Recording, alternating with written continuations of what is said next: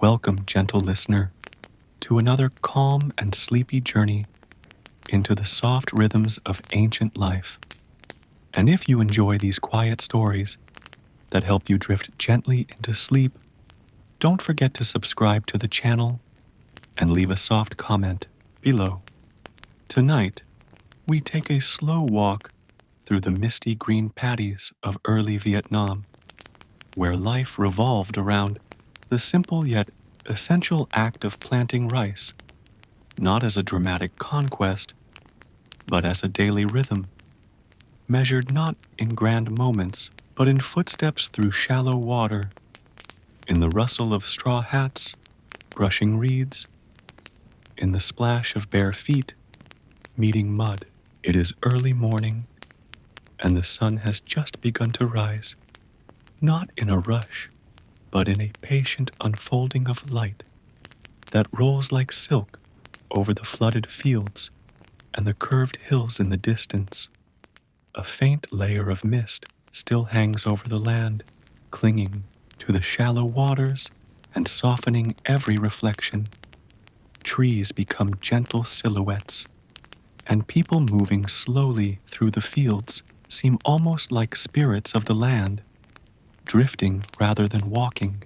An elderly woman, bent at the waist, balances a woven basket filled with young rice seedlings as she steps carefully into the water. Her feet have known this mud for decades. They do not hesitate. Around her, a quiet symphony of routine begins to play. Others arrive with baskets, some wrapped in old cloth at the waist, some shirtless under the growing sun, some humming gently as they begin their work, not to entertain but to keep pace. There is no rush here, only rhythm, steady and slow.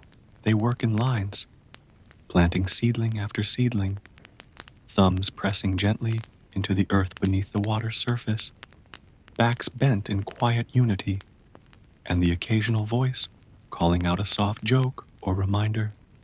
In the distance, a water buffalo, tethered and watching with calm eyes, flicks its ears lazily as a boy nearby scoops water from a shallow ditch into a bamboo chute that channels the flow further into the paddy.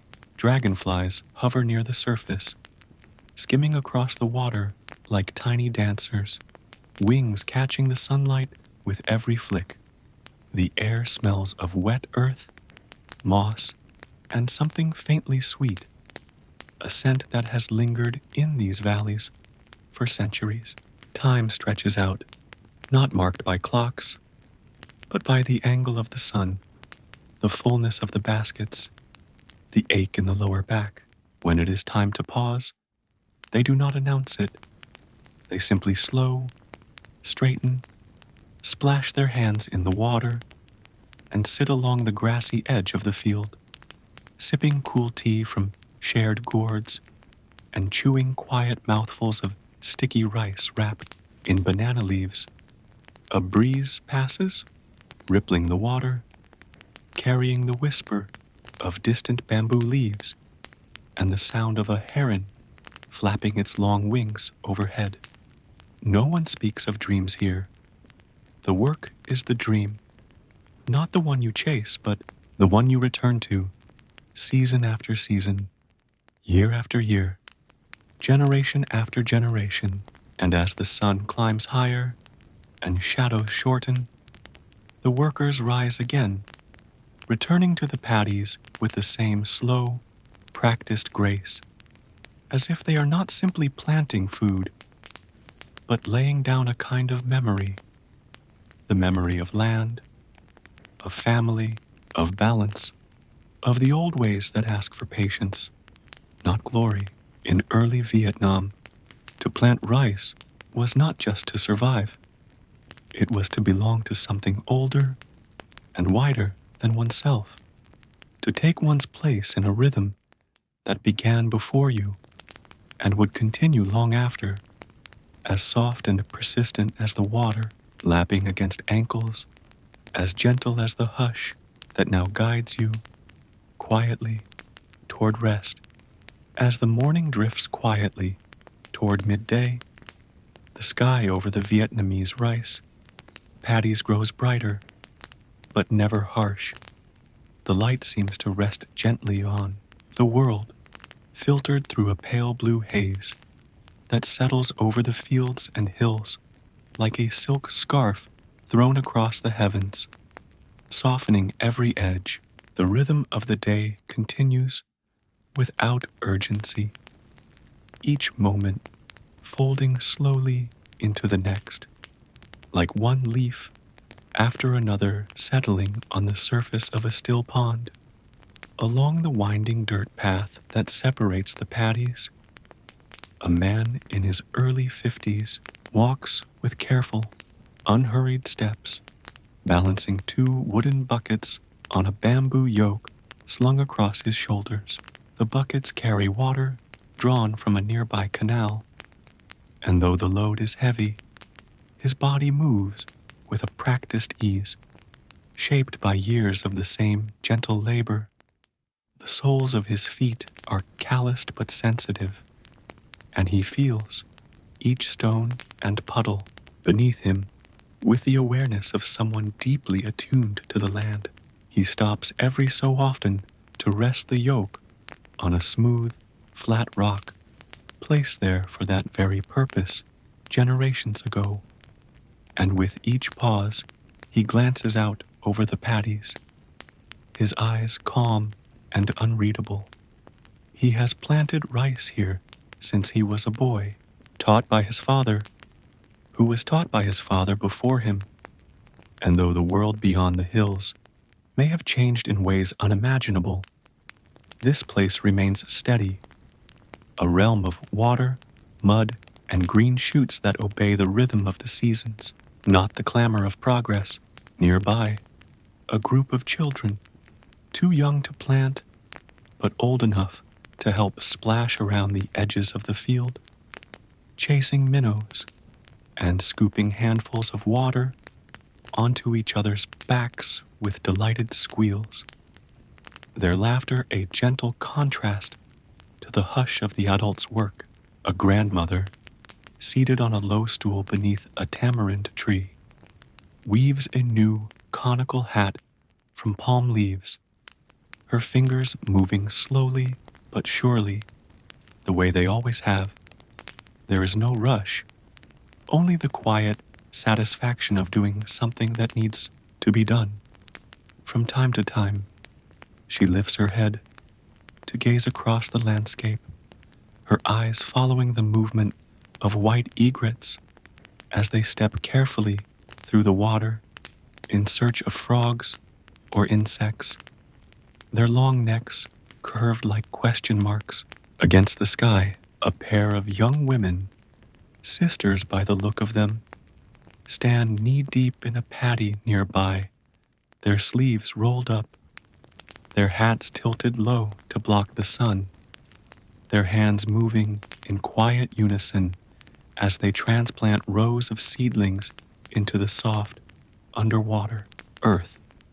They speak little, but when they do, it is in whispers, so as not to disturb the peace that drapes over everything like a warm, invisible blanket. The occasional creak of a cartwheel on the distant road, or the soft call of a rooster from the nearby village, reaches the fields. But these sounds blend into the stillness rather than breaking it. From the top of a hill, just beyond the farthest field, a small shrine peeks out beneath a canopy of trees, its stone offerings worn smooth by rain and time. It is here that many of the workers will leave a bit of sticky rice or a flower at the end of the day, not as a grand gesture, but as a quiet thank you to the spirits of the land who watch over the fields. In the distance, a light breeze passes through the reeds and over the shallow water, creating soft ripples that spread outward like the passing of thought. Every motion here seems deliberate but effortless, part of a larger, slower story, one not written in books, but remembered in footsteps, sunburnt shoulders, and muddy hands. In this part of early Vietnam, there are no loud announcements, no roaring machines, no sudden changes, only a steady unfolding of life tied to water, soil, family, and time. The people do not plant rice for fame or fortune, but because the Ba land needs them to, and they need the land in return. And as this long, gentle afternoon stretches onward and the shadows begin to tilt, the sound of work continues, soft splashes, quiet talk, the rustling of leaves, the distant rhythm of a drum played in the village to mark the midpoint of the day, each sound blending together like threads in a woven mat, drawing you further into rest, further into sleep, as the sun leans further west and the light begins its subtle transformation from golden white to a deeper, warmer hue. The rice fields of early Vietnam take on an almost glowing quality, as though the earth itself is exhaling a sigh of quiet satisfaction after a long and patient day. The water that blankets the paddies reflects the shifting sky above, turning shades of amber, pale rose, and the softest gray blue, while the tiny green shoots of newly planted rice stand upright like rows of miniature sentinels, their leaves trembling slightly whenever a dragonfly passes or a fish stirs below. The workers, moving more slowly now, their bodies bearing the weight of hours spent hunched over and wading through water, begin to adjust their pace, not in response to any spoken command, but to the feeling in their bones, the intuitive awareness that the day is winding down. A young man with a wide-brimmed straw hat and sun-darkened skin scoops water from a bamboo trough and splashes it across his arms and neck, the droplets catching the evening light like crystals before vanishing into the folds of his shirt. He leans on his planting stick for a moment, staring at the far edge of the field where the trees begin to thicken, and for a brief second, everything stands still. The water, the birds, the people, even time itself seems to pause, as if to listen to the silence wrapped around this hour.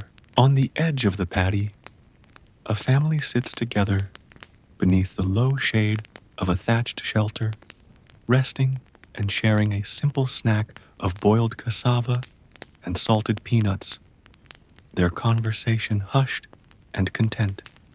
A grandmother quietly hums a lullaby she once sang to her children, and now to their children, a tune that carries gently across the field, like a breeze through reeds. A few yards away, a boy crouches beside a frog, watching it with rapt attention as if it were the most important thing in the world, while his younger sister collects tiny pebbles from the embankment and arranges them into a neat line, her fingers moving with delicate precision and focus. The air grows heavier with the scent of ripe grass, turned mud, and something faintly smoky from a fire lit in the nearby village.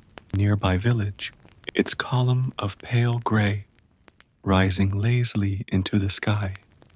The rhythmic sound of planting has slowed. Now it is just the occasional splash, the creak of a cartwheel, the rustle of palm leaves. A dog trots along the raised earth path between the fields, tail wagging slowly, ears perked but relaxed, stopping only to drink from a puddle before continuing on its wandering way. Overhead, a heron glides with effortless grace, casting a brief, long shadow over the water that fades as quickly as it came. No one rushes to finish. There is no sense of deadline, only the natural agreement that when the light dims enough, the day's work will end. Some of the older men begin gathering their tools: curved knives, planting frames, woven baskets, and rinse them clean in the channel before stacking them on the dry ground to dry overnight. A soft murmuring of prayers begins near the shrine, beneath the banyan tree, where incense has been lit, and the smell of sandalwood drifts into the still air, mixing with the smells of earth and dusk.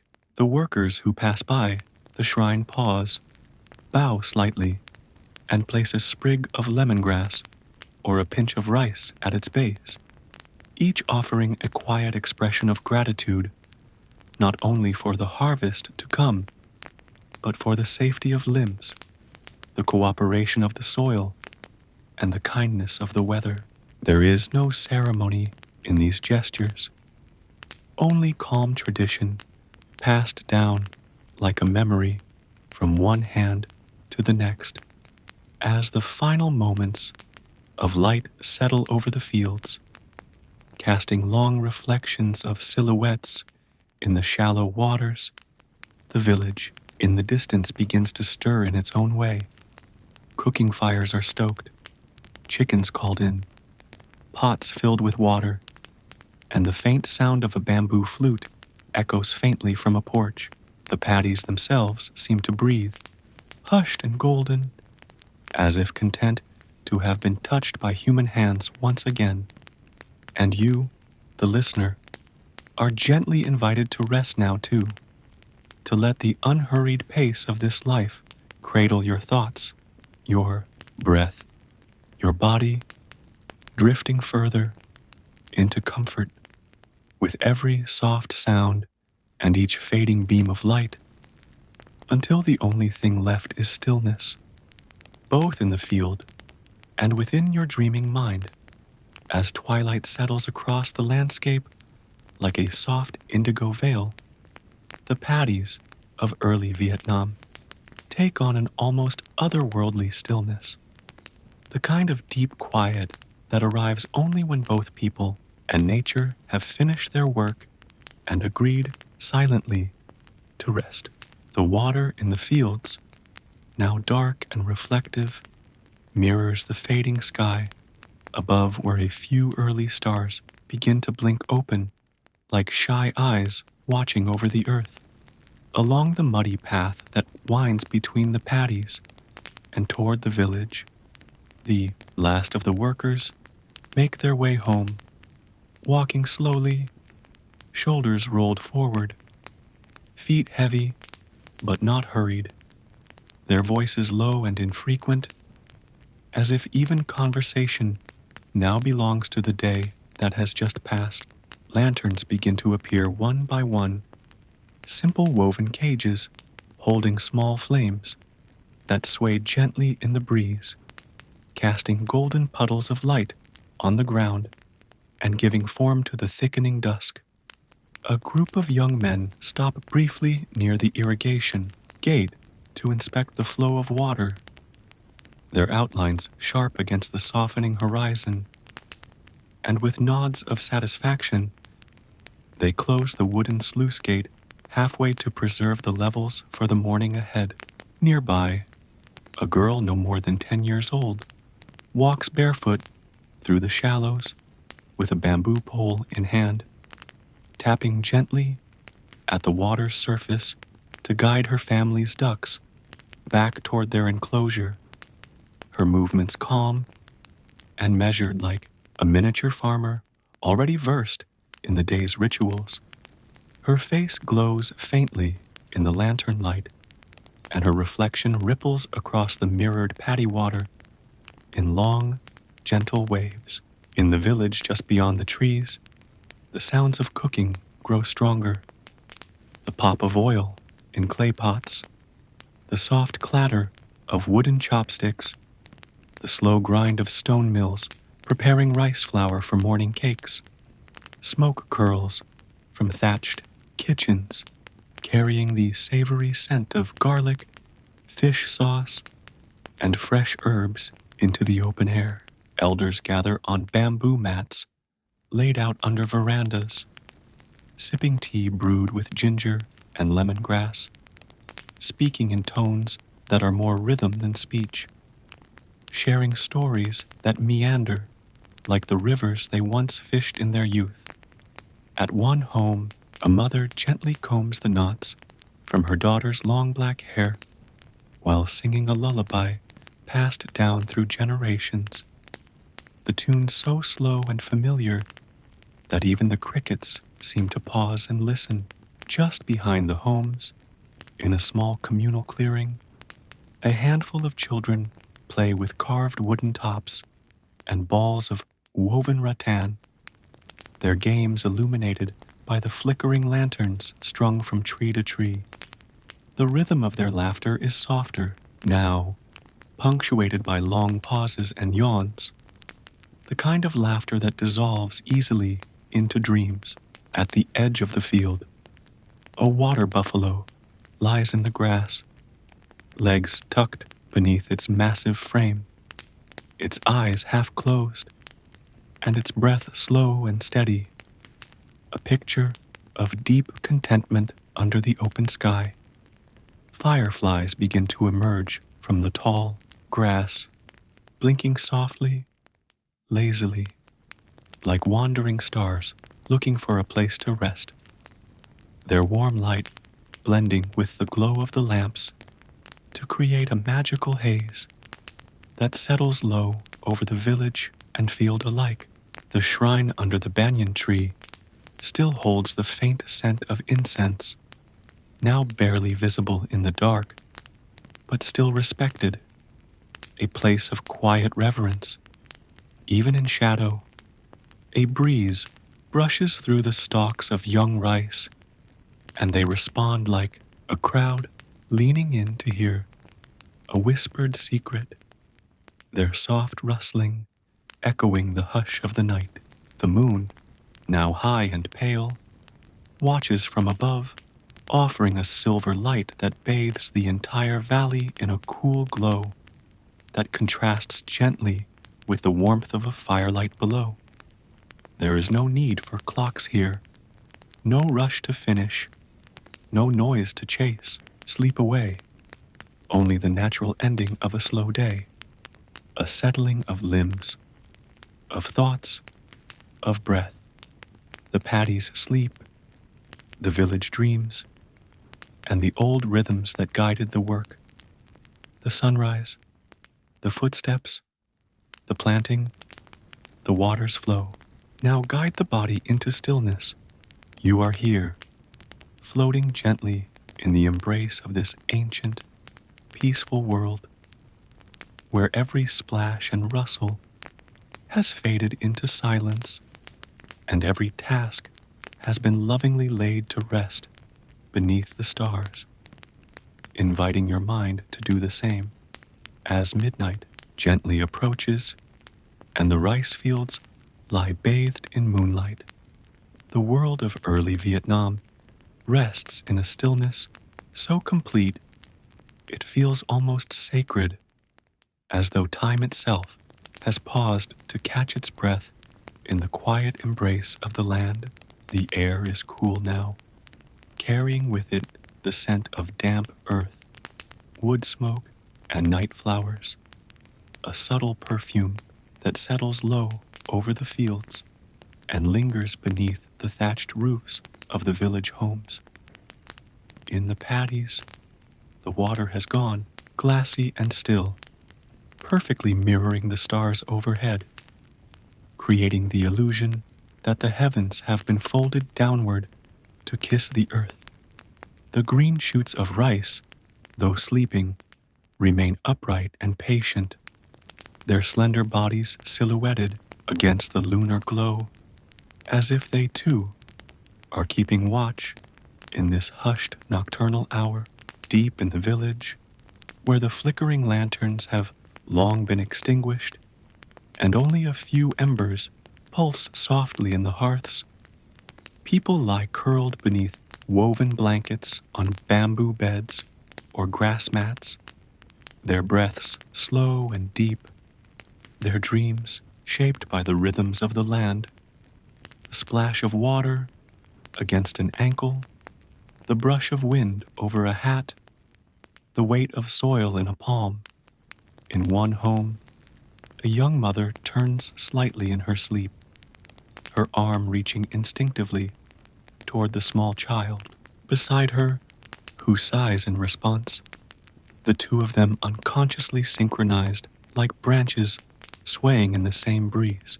Outside their window, a gecko clings to the wall, perfectly still except for its blinking eyes, while somewhere in the darkness, a night bird calls out once, not in alarm, but as a reminder that even in sleep, the world continues its gentle turning. The shrine under the banyan tree now appears as a faint outline in the moonlight, its incense long faded, but its presence still felt, a spiritual anchor even in the deep hours of the night. A pair of elderly brothers, unable to sleep, sit quietly on a low bench near the edge of the village, sipping warm rice water and speaking in soft murmurs about the river's flood many seasons ago, about a long-forgotten neighbor who once carved boats, about nothing and everything in the same breath. Their conversation drifts like smoke into the still air, rising and vanishing, not meant to be remembered, but to be spoken. Not far from them, a fisherman wakes and begins preparing his small raft for a quiet paddle along the canal, not because he is in a rush, but because the night is calm and he knows the fish move better under moonlight. He moves silently through the reeds, the soft thud of his paddle muffled by moss and thyme, while his lantern glows faintly on the water, a traveling star among the stillness. Back in the paddies, the water buffalo stirs only slightly, shifting its weight and exhaling heavily before returning to its deep, unmoving slumber. Fireflies still blink, though fewer now, their glow slower, more tired, ready to fade with the coming dawn. The rice itself seems to sleep, its growth imperceptible but constant, fed by moonlight and memory, cared for by a world that understands that growth need not be rushed. Everything in this place moves in cycles, planting and harvest, waking and resting, light and darkness. And even in the darkest part of the night, there is comfort in that pattern.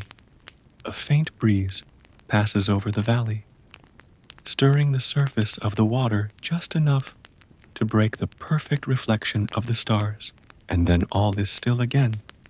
You, dear listener, are floating now in this lullaby of land and labor, Ori slowly returning, and yet already the world begins to stir, not with clamor or chaos, but with a gentle unfolding, as if even the sun itself is mindful not to disturb the peace. A rooster crows somewhere in the distance, its call thin and tentative, echoed moments later by another and another, until the morning is gently announced rather than proclaimed. In the paddies, the water remains still, the shoots of young rice casting long, faint shadows beneath the mist, like lines drawn in soft ink across a page that has yet to be written. At the edge of the field, a solitary figure appears, a woman wrapped in layers of simple fabric, her wide-brimmed hat tied loosely under her chin, her bare feet making little sound as she walks along the raised earth path. She carries a wooden pole across her shoulders, balanced at either end by small woven baskets, one containing a cloth-wrapped bundle of breakfast, the other filled with tiny, newly sprouted seedlings. Her breath forms small clouds in the cool air, and her pace is unhurried, deliberate, as though she is walking not into a task, but into a ritual. She pauses near a shallow pool beside the main field, sets her baskets down, and kneels quietly in the mud, her movements practiced and fluid, shaped by years of repetition. As her fingers begin to separate the seedlings, dipping them into the water to rinse and prepare them for planting, the mist around her slowly begins to lift, revealing more of the valley in soft gradients, the tips of trees first, then the low thatched roofs of the village, the gentle curves of the hills, and finally, the full expanse of the paddies, stretching out like a vast green tapestry. A pair of boys emerge from one of the homes, still rubbing sleep from their eyes, their hands clasping small tools as they begin their way toward the fields to join their parents. They do not speak, but their presence is like a bell tolling the quiet start of the day, each person appearing not on a schedule, but in harmony with the light. Near the village, a fire is kindled, and a clay pot set atop its glowing embers, the smell of boiling rice water wafting into the cool air. Chickens cluck softly as they step from their coops, pecking at the damp soil for early worms. The trees that line the far side of the paddy drip with dew, and the occasional drop lands with a soft plop into the water below, merging with it seamlessly, like a thought folding into silence. Soon, the paddies begin to fill again with workers, old and young, men and women, each taking their place, not with announcement, but with grace, slipping into their rows, like reeds returning to water. The woman from earlier is now knee-deep in the field, her hands moving in slow, circular motions as she plants each seedling with care, spacing them by feel more than by sight, her eyes half-lidded against the soft light that now begins to reflect. On the water's surface, a buffalo walks lazily along the field's edge, nudged forward by a boy with a gentle stick, its hooves pressing gently into the mud, marking time without effort. A girl nearby hums a simple tune, a melody older than memory, and her voice carries faintly across the water, mingling with the sounds of tools, of feet, of hands, of earth. The sun finally crests the hills, low and golden, and as its rays spill across the landscape, the mist rises fully and vanishes like a sigh, revealing the full scene, a mosaic of effort and patience, of tradition and care, of labor done not for reward, but because it is time, because the land waits, because this is how it has always been. The fields breathe again, now alive with movement and purpose, and though the work has just begun, there is no tension in the air, only a quiet determination wrapped in peace. And you, listener, are part of this stillness too, carried on the breath of morning, resting alongside the soft sounds of water and wind and planting hands, slowly dissolving into the rhythm of a life so calm, so patient, that even sleep itself finds no reason to leave. As the morning sun rises higher and spreads its soft warmth across the valley, the rice fields of early Vietnam begin to shimmer slightly under its golden gaze, the water catching and scattering, the light like 1,000 tiny mirrors, turning every slow movement of the farmers into something quietly luminous. By now, the paddies are filled with bodies in motion, not rushed or hurried, but working with a deep, shared rhythm, each gesture connected to the land and to those who came before. The field is a patchwork of sound and silence, the gentle splash of a foot lifting from the mud, the wet squish as it sinks again, the faint rustle of a sleeve brushing against wet rice leaves, and every now and then, a breath, a long, audible exhale from someone straightening their back for just a moment before bending again. Near the central irrigation channel, a father and his teenage son work side by side, their wide-brimmed hats casting long shadows over their faces. They say little, but the silence between them is comfortable, filled with a shared understanding, the boy watching his father's technique, the father occasionally glancing to check his son's spacing, each knowing that knowledge is passed best not through words, but through watching, doing, being together. A little further along, an older woman sings softly to herself in a low voice, her tune unfamiliar but soothing, perhaps a lullaby from her own youth, perhaps a song taught to her by her grandmother as they once worked this same soil. Her voice is joined by the soft flutter of birds in the nearby trees and the distant drumming of a woodpecker echoing through the hills. The children who are too small to help have found ways to make the field their playground.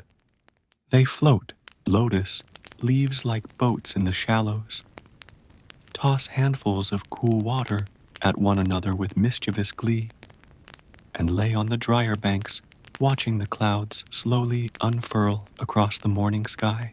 Every now and then, a grandparent will call out gently to guide them back from a deeper puddle, not in anger, but with the protective affection that comes from years of seeing seasons turn.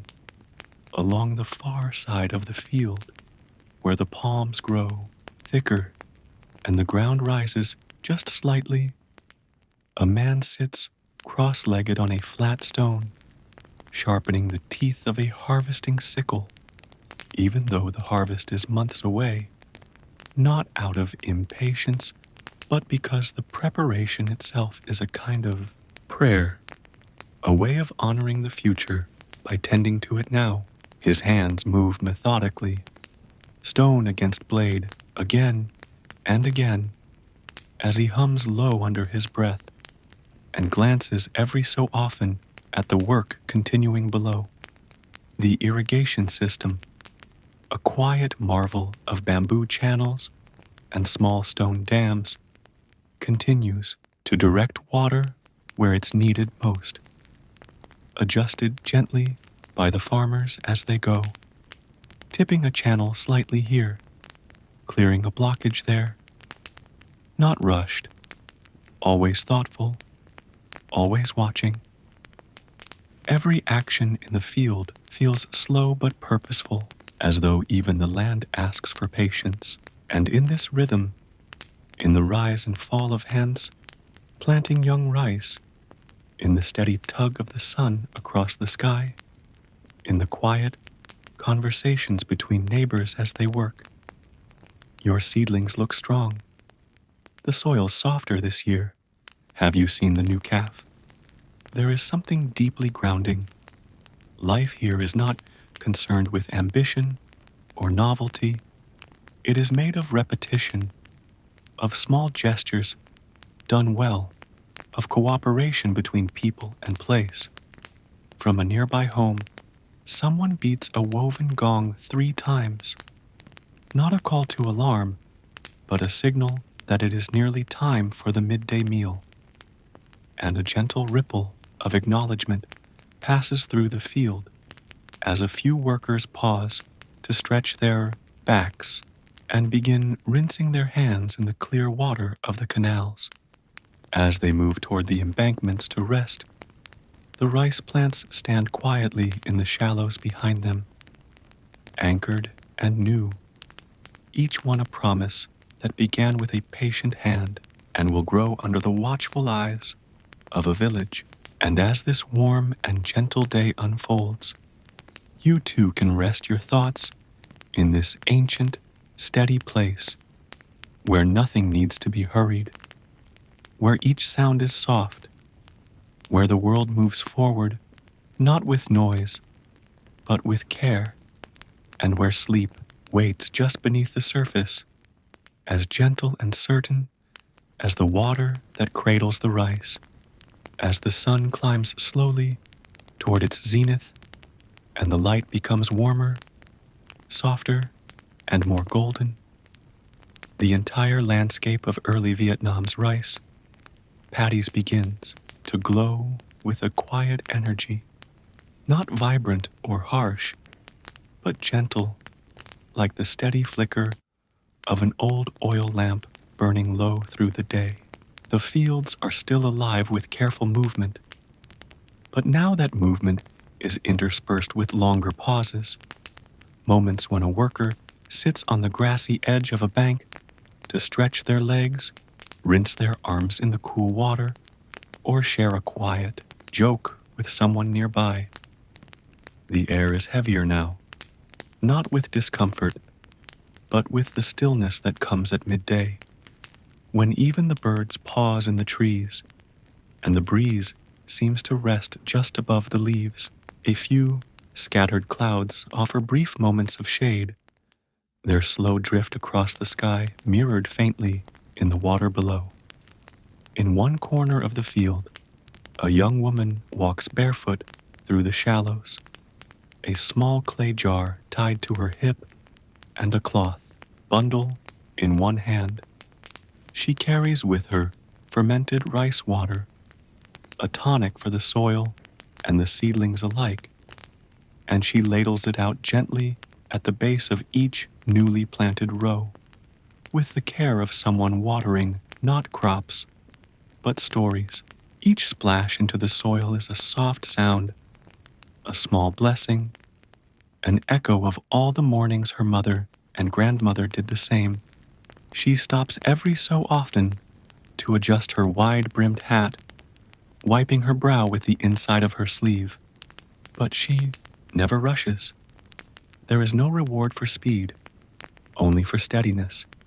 Just beyond her, a boy, no older than 10, sits crouched at the water's edge, watching small snails inch their way along the surface of half-submerged stones, utterly fascinated by the way their translucent bodies glisten in the light. He picks one up carefully, studies it, then gently returns it to the water and smiles to himself. A tiny, private interaction between a child and the living world. A bamboo raft drifts quietly along the canal at the field's edge, pushed forward by an old man using a long pole, his movements slow, his knees bent, in a way that suggests a lifetime of this task. He carries a small cargo of compost and seedlings, his raft nearly silent as it glides past the rows of workers who nod to him in greeting without breaking the rhythm of their planting. A heron stands still nearby, one foot raised mid-step as if frozen, watching the water with intense focus, and in a sudden flash, it strikes and lifts its beak triumphantly, wings fluttering just enough to stir the tall grass before returning to stillness. In the nearby village, the soft, rhythmic thump of a pestle meets mortar as someone grinds spices for the noon meal. The scent of toasted sesame and chili drifting faintly toward the fields, mingling with the earthy perfume of wet mud, crushed leaves, and warm skin under the shade of a palm frond shelter. A group of elders gathers on woven mats, sipping tea and speaking in low voices, their eyes observing the field not with critique, but with affection, recognizing the motions, the patterns, the way that even in youth, the body remembers how to bend, how to plant, how to wait. They occasionally lift a hand in slow greeting to a passing grandchild, or lean forward to pluck a leaf from their sleeve, each motion precise, economical, as if time itself were held more loosely in their hands. Overhead, the sun pulses gently, not blazing but glowing, its light wrapping everything in a quiet, unwavering calm. And in this place, in the stretch of muddy paths, between plots, in the shallow pools where frogs sleep beneath wide leaves, in the dark, glistening soil that clings to ankles and toes, there is a fullness that asks nothing and offers everything. The rice seedlings, now firmly nestled in the earth, sway ever so slightly in a breeze that has returned with the slow arrival of afternoon. And you, still resting beside them in this story, find yourself breathing more slowly now, your thoughts sinking gently into the warmth of the field, into the quiet between sounds, into the spaces where the world grows not from urgency, but from the patient devotion of hands that know the earth and are shaped by it in return. Here, sleep becomes not an escape, but a return to calm, to simplicity, to the rhythm of water and time. As the sun tilts ever so slightly past its peak and the long, quiet stretch of afternoon begins, the rice paddies of early Vietnam settle into a kind of shimmering hush, not a stillness born of exhaustion, but of harmony, as if every leaf, every drop of water, every breath from the workers has aligned with the steady ticking of nature's ancient clock. The light now takes on a honeyed tone, bathing the landscape in warm, golden hues that seem to soften the edges of every shape, from the straight rows of rice shoots to the curved backs of the farmers. In the middle of the paddy, a woman pauses to rest, her hands resting gently on her knees as she stands waist deep in water. She closes her eyes for just a moment, letting the sun touch her face, and the breeze that rises carries with it the faint scent of crushed grass, drying bamboo, and the salt of skin dried slowly under the open sky. Around her, others begin to slow their pace as well, not because they are finished, but because the afternoon is a time to move differently, not with the energy of morning, but with the endurance of those who understand the land's long rhythm. At the edge of the field, a young couple work together, their hands planting in perfect synchronization, moving down a row like dancers. In a quiet performance, no one is watching but the sky. They speak occasionally, soft comments, small jokes, murmurs that ripple across the water, but dissolve before they reach another row. Their feet stir the silt beneath the surface with every step, sending tiny plumes of sediment drifting lazily before settling once again. In a dry patch nearby, a group of women gather beneath a shade structure woven from banana leaves, peeling cassava and slicing green mangoes to share with the field workers later. The sound of blades scraping against fruit skins and the gentle laughter of shared stories gives the afternoon a layer of comfort, as if the land, in all its quiet vastness, were also capable of companionship. Farther off, a child lies sprawled on a cloth laid across a wooden platform, staring up at the slowly moving clouds, and occasionally lifting one hand to trace the shape of a bird gliding overhead. His legs swing idly in the air, a rhythm all his own, while his grandfather, seated beside him with a long-stemmed pipe, puffs slowly and says nothing, not from disinterest, but because silence itself is a form of presence here. In the narrow water channels that feed the paddies, small schools of fish dart about, their movements quick and sudden, while frogs sit quietly on stones, their throats occasionally pulsing in silent preparation for a song they haven't yet decided to sing. The trees that line the field, tamarind, coconut, bamboo, sway gently now, and their shadows begin to stretch slowly across the land like long, quiet fingers reaching from the past into the present.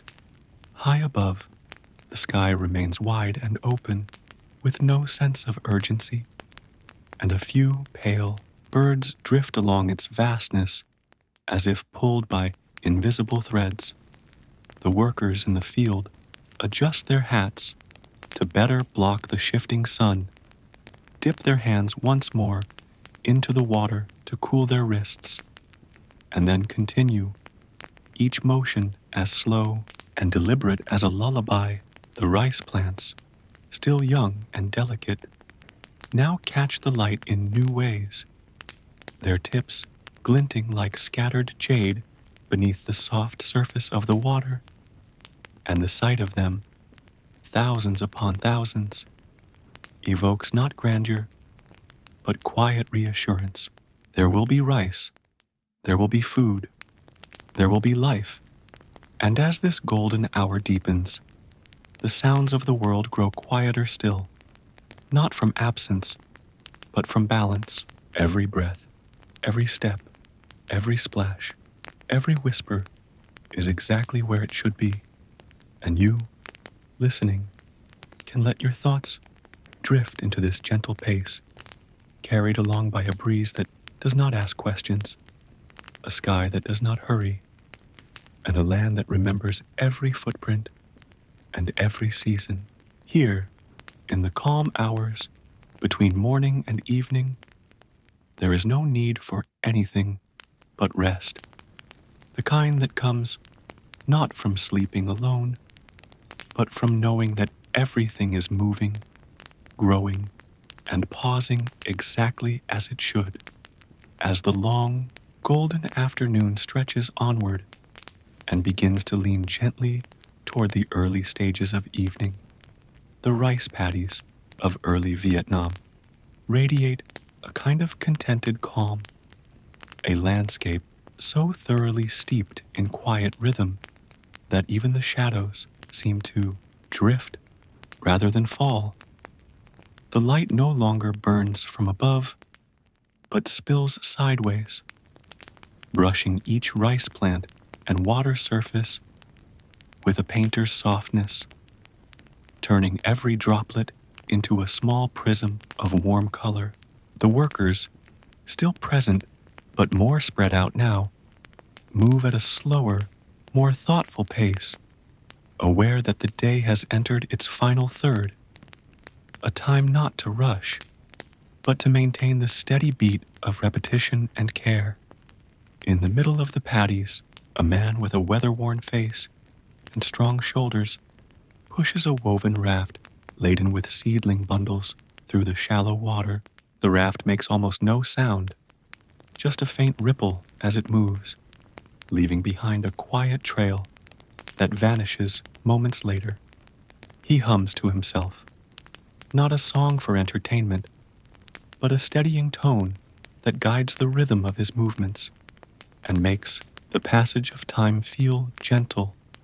On a raised section of path nearby, a girl crouches low with a shallow basket and gathers handfuls of water snails, which cling to submerged rocks and stems. Her fingers are deft and sure, and her expression one of focused patience.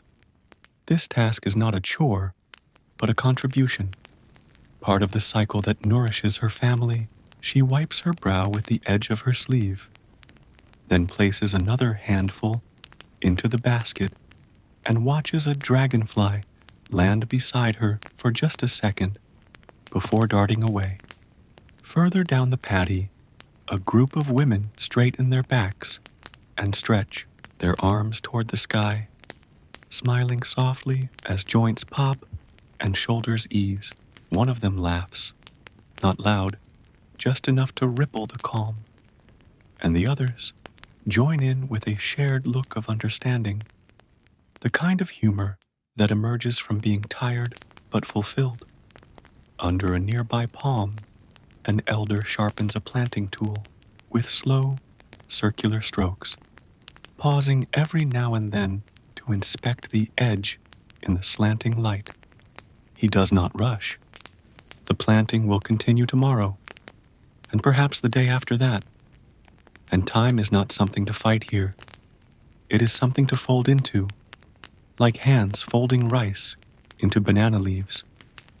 In the trees that line the paddies, birds begin to return to their nests, and their songs change slightly, shorter, softer, the musical equivalent of tucking in for the night. A faint breeze rises and moves across the water, brushing against the backs of the workers and sending ripples dancing through the seedlings. The scent of wood smoke becomes more noticeable now, drifting from the kitchens in the village, where rice is steaming and broth is simmering, and herbs are being chopped with the gentle tap-tap of stone knives. Someone begins to drum lightly on an upturned gourd near the village, the sound so subtle that it feels more like a heartbeat than music. A child runs barefoot across a dry patch of earth, holding a kite made from rice paper and bamboo, its tail fluttering behind him like a fish swimming in the sky.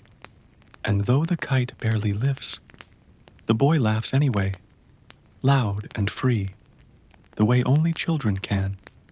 Near the edge of the canal, two brothers work together to adjust a bamboo water gate, kneeling in the mud with bare arms and legs, their movements practiced, their conversation limited to short phrases and nods. As the light turns more golden orange, fireflies begin to peek out from the tall grass, their faint glows blinking in and out like shy greetings from the coming evening. The rice, anchored firmly in the water now, seems to glow from within, not with brightness, but with presence, a quiet strength that speaks to its rootedness and resilience. And you, resting alongside this scene, feel the pull of that same stillness, the sense that nothing more is needed, that nothing is missing, that the world can be whole even when it moves slowly, even when it whispers. Let your breath match the rhythm of the water, the pace of the hands, the softness of the breeze, and know that here, in this quiet corner of time, sleep comes not as an escape, but as a gift, given gently like a rice seed pressed into the warm, wet earth. As the day continues, its slow descent toward evening, and the sky deepens into a more amber tone, the rice paddies of early Vietnam remain bathed in tranquility, the kind that seeps into every breath, every ripple of water, every quiet human motion. The field is quieter now, not because the work has stopped, but because the rhythm has softened. Fewer voices, more silence, a deeper patience hanging in the air, like the golden dust suspended between sunlight and shadow. Along a narrow causeway raised slightly above the water, an old woman walks with a slight stoop, carrying a shallow basket across one hip and a long wooden pole in her left hand. Her face, lined by decades under the sun, is serene, and her eyes, though tired, hold a softness shaped by seasons. With each step, her straw sandals press into the dirt, leaving behind faint footprints that will be gone by morning. She stops every few paces to scatter a pinch of ash and crushed eggshells into the paddy, a practice passed down not through books, but through the quiet instruction of mothers and grandmothers, meant to enrich the soil and honor the spirits of the land. In the background, small wooden water wheels continue to turn slowly, fed by the nearby stream, their creaking and splashing forming a gentle backdrop like the ticking of a clock that marks time, not by seconds, but by harvests. A few boys sit along the bank where the paddies meet the trees, their feet dangling into the cool water, whispering stories to one another and pointing at shapes in the clouds, not for any purpose, just to pass the time, to enjoy the way light moves when you're still, a large crane lands quietly in the shallows nearby, its long legs slicing cleanly through the mirror-like surface, and for a moment, even the children are hushed by its calm authority.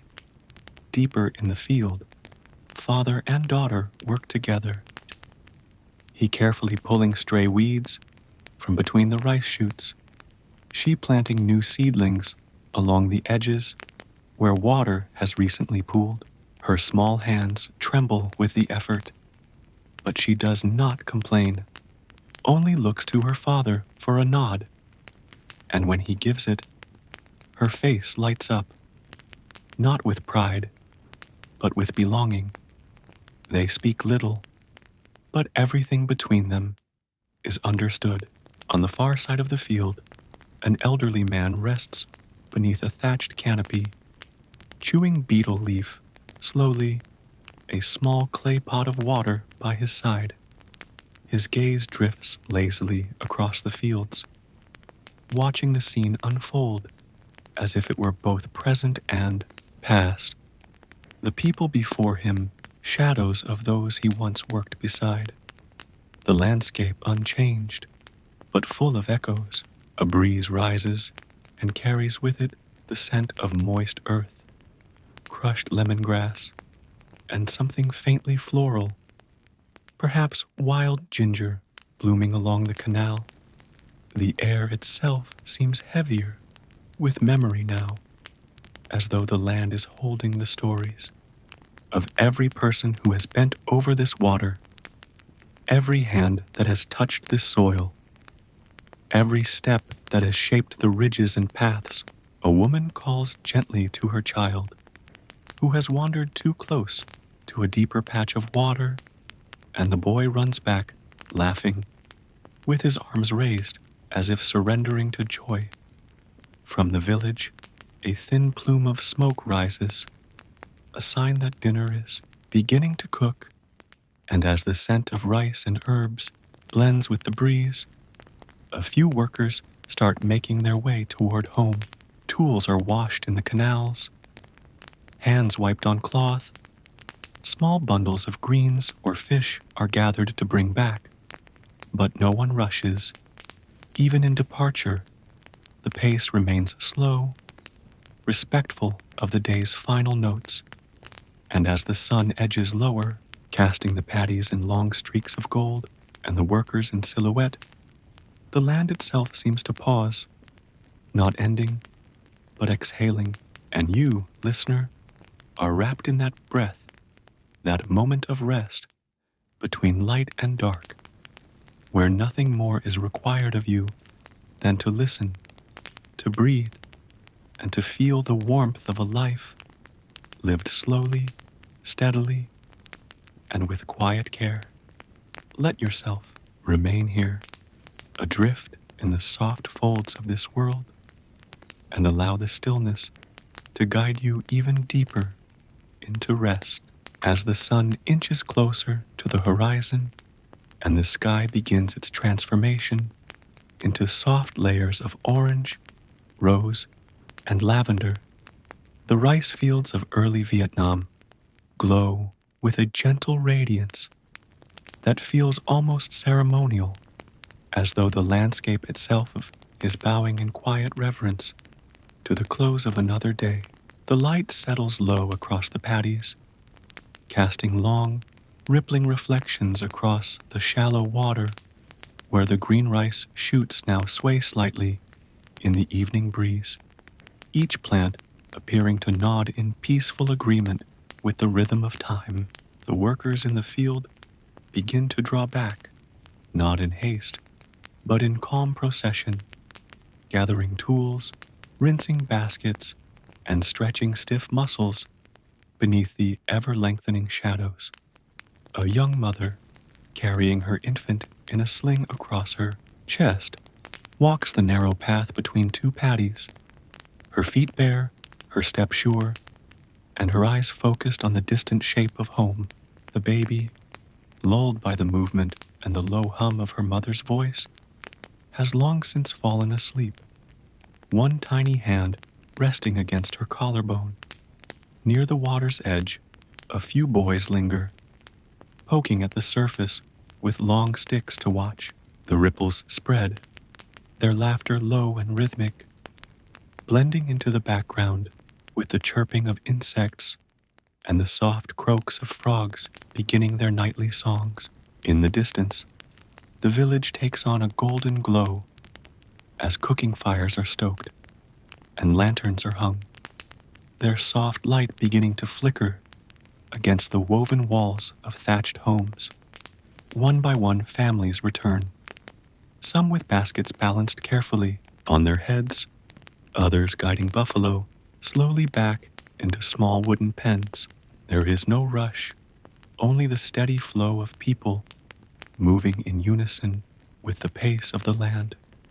Along the main village path, an elder sits on a low stool, slowly repairing a broken sandal with a piece of twine, his movements patient and precise, his eyes occasionally lifting to greet those who pass with a slight nod and a quiet evening. A child passes him carrying a small jar of fireflies, watching them blink on and off like stars captured in glass. And when she sets the jar down, the tiny lights continue to glow beside her, a private little sky at her feet. Deeper within the paddies, where the light fades more slowly, a father and son make their final walk through the field, checking the seedlings, tightening the channels that carry water, and whispering observations that only they understand. This row needs more ash. The soil here will soften after the next rain. See how strong that one is? It's not instruction, not teaching in the formal sense, but the passing of knowledge in the way that generations have always done. Through doing, through watching, through sharing the silence between words. The sky deepens into indigo now, and stars begin to emerge with unhurried grace, each one finding its place in the great expanse overhead as the breeze carries the last warm breaths of the day across the valley. The rice, anchored and motionless in the water, seems to glow faintly beneath the moonlight now beginning to rise, and a quiet falls over the landscape. Not absence, but fulfillment, the silence that comes only when everything has been done, when every motion of the day has found its rightful place. In one home, a mother tells a story to her child, her voice low and steady, about the first rice plants that were ever grown here, long before memory, long before the village had a name, a tale not told to teach or entertain, but to continue something older than words. The child listens with half-closed eyes, one hand tucked beneath her chin, already drifting toward sleep. And you too, quiet listener, are invited to rest now, to let the softness of dusk and the patience of the people and the land hold you. Let your breath match the rhythm of the crickets, your body relax into the warmth of this quiet world, and your thoughts dissolve like light into shadow, like the final step of a long day's walk home through the fields, as night fully descends upon the quiet landscape of early Vietnam. The rice paddies are now cloaked in deep stillness, their shimmering waters transformed into pools of dark glass that reflect the rising moon and the countless stars spread across the vast sky above. Like grains of light scattered by an unseen hand, the final traces of orange and gold have long since vanished from the horizon, replaced by the soft blues and grays of true night, where every sound is amplified by quiet and every motion feels deliberate and slow. The village, nestled beside the paddies, each blade of rice holds droplets of dew along its length, tiny spheres of clarity that tremble but do not fall. And when the breeze stirs, a low, steady breath from the mountains, the droplets roll slightly but cling on, glittering like quiet jewels in the fading moonlight. Just before the first rooster calls, just before the first fire is rekindled, this hour, the hour between sleep and waking, belongs entirely to the land. The mountains in the distance are only just beginning to take shape again in the soft haze, their outlines emerging gently, like memories returning after a long absence. A bamboo fence creaks faintly in the wind. A single leaf detaches from a tree and drifts down through the air, and a single, distant flute note, soft, unsure, is played by someone awake before the rest, perhaps to welcome the morning, perhaps to speak into the silence one final time before it is filled again with footsteps, laughter, planting, and work. Inside one home, a young girl blinks awake, still half dreaming, and stares at the woven ceiling above her, unmoving, warm, and safe. Her breathing is steady, and her eyes slowly close again, lulled not back into full sleep, but into a liminal space where thoughts dissolve and the body remains at rest. This is not yet a time for action, only for waiting, for letting the last bits of night slide gently away before day begins to take hold. And you, gentle listener, are welcome to linger in this moment too, here where nothing moves too quickly, where the land gives rest as generously as it gives rice, where the quiet is not empty but full of patience and presence. Let yourself lie hums now with a gentler kind of life, a life not of labor, but of closeness, of warmth, of winding down. Within the homes, woven walls glow faintly from the flicker of oil lamps, and shadows dance across wooden floors as families gather together on mats, sharing bowls of simple rice, stewed vegetables, pickled greens, and warm tea brewed with ginger and lemongrass. A boy lies with his head in his grandmother's lap, her hands slowly combing through his hair as she murmurs an old prayer under her breath, not loudly, not urgently, but with a cadence that comforts without needing to be understood. In another home, a young couple speaks softly as they arrange bundles of herbs and roots gathered earlier in the day, their hands brushing occasionally, their silence speaking of peace earned through effort. Outside, the air is cool and damp, and the scent of the day still lingers.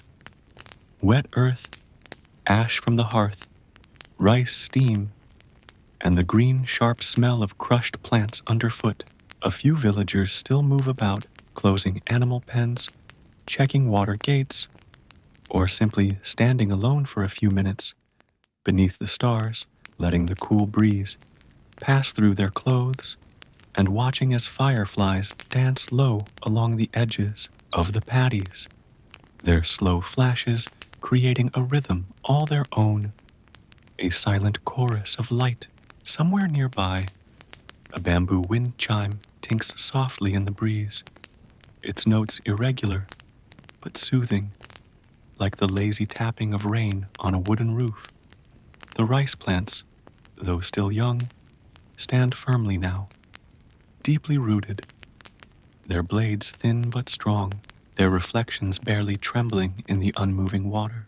They do not sleep, but they rest, holding the energy of the sun deep within their green stems, growing in silence, drawing nourishment from the moonlight and the unseen life within the soil.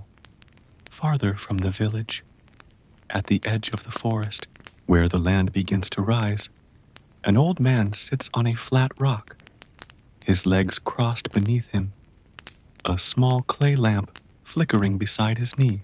He does not speak or move much, but he watches the fields with eyes that have seen more than 60 harvests, his face still, his thoughts slow and steady. He remembers when this field was nothing but brush, when his father first cleared it with crude tools, when his mother sowed the first rice by hand and prayed for rain.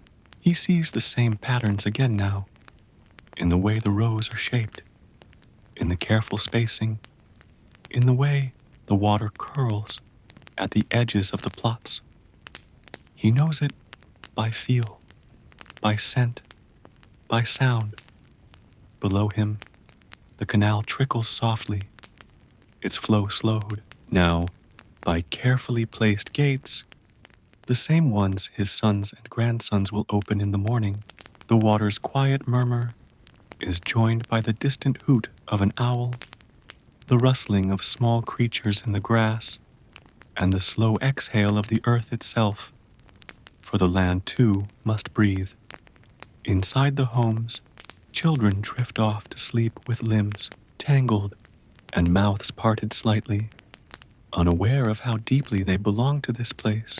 Dreams come easily here, where the boundary between the waking world and the dream world is thin and gentle, softened by familiarity, by cycles, by stories woven into every leaf and stone. And you, the quiet listener, still resting at the edge of this story, find yourself more weightless now, more settled, more part of this world than the one you left behind when you closed your eyes. Let the quiet carry you. Let the slow beating of this ancient place, this land of hands and water and soil, lull you deeper. For here there is no alarm, no obligation, no question that needs answering. There is only the comfort of a life that moves to the pace of the sun, the whisper of leaves, and the silent, sacred growth of rice in water under the stars as the hours deepen into the quiet heart of night, and the moon hovers high in the ink-black sky, casting a pale silver sheen over the flooded rice paddies. The world of early Vietnam grows softer still, wrapped entirely in hush and the long, slow breath of sleep. The stars above remain unshaken, pinned like silent witnesses to a landscape now almost entirely at rest, save for the gentle movements of night insects and the whisper of leaves shifting in a faint breeze. The rice fields, once full of careful labor and hushed chatter, are now mirror-like and unmoving, save for the occasional shimmer where a frog leaps or a fish disturbs the surface in a quick flick of motion before all settles once more.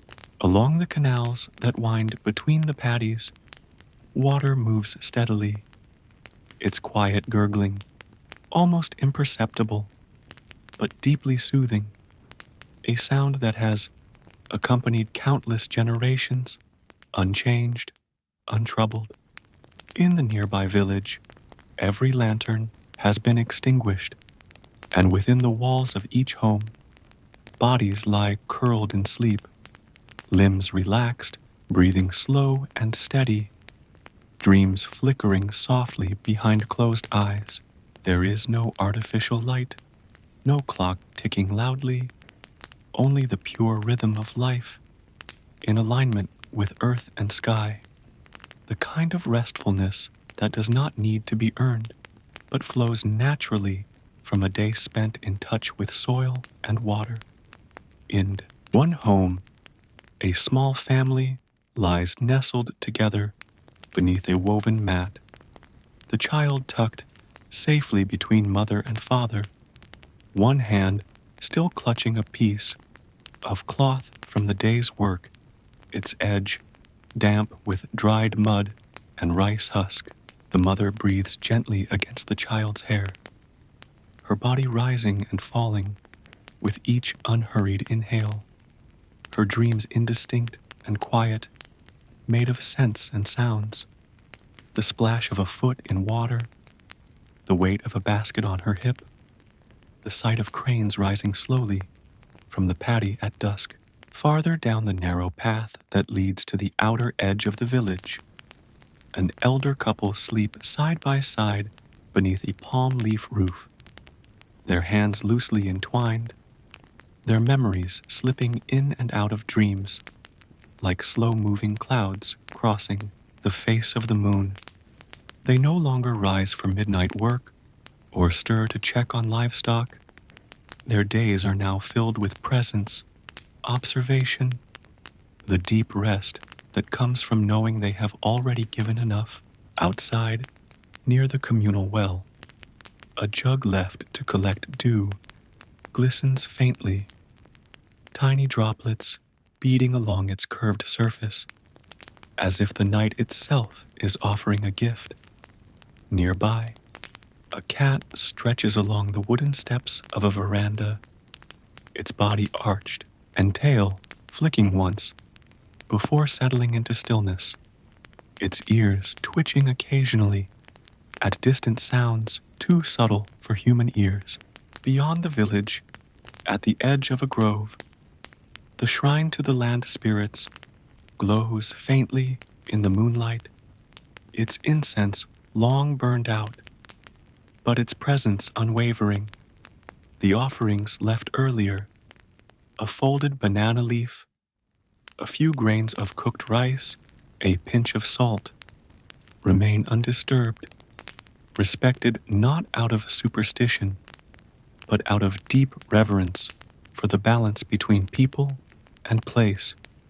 The paddies, visible from the shrine's low steps, stretch endlessly into the distance, their flooded surfaces broken only by the regular pattern of green shoots rising toward the sky, their roots invisible, but strong, connected through water, through time, through memory.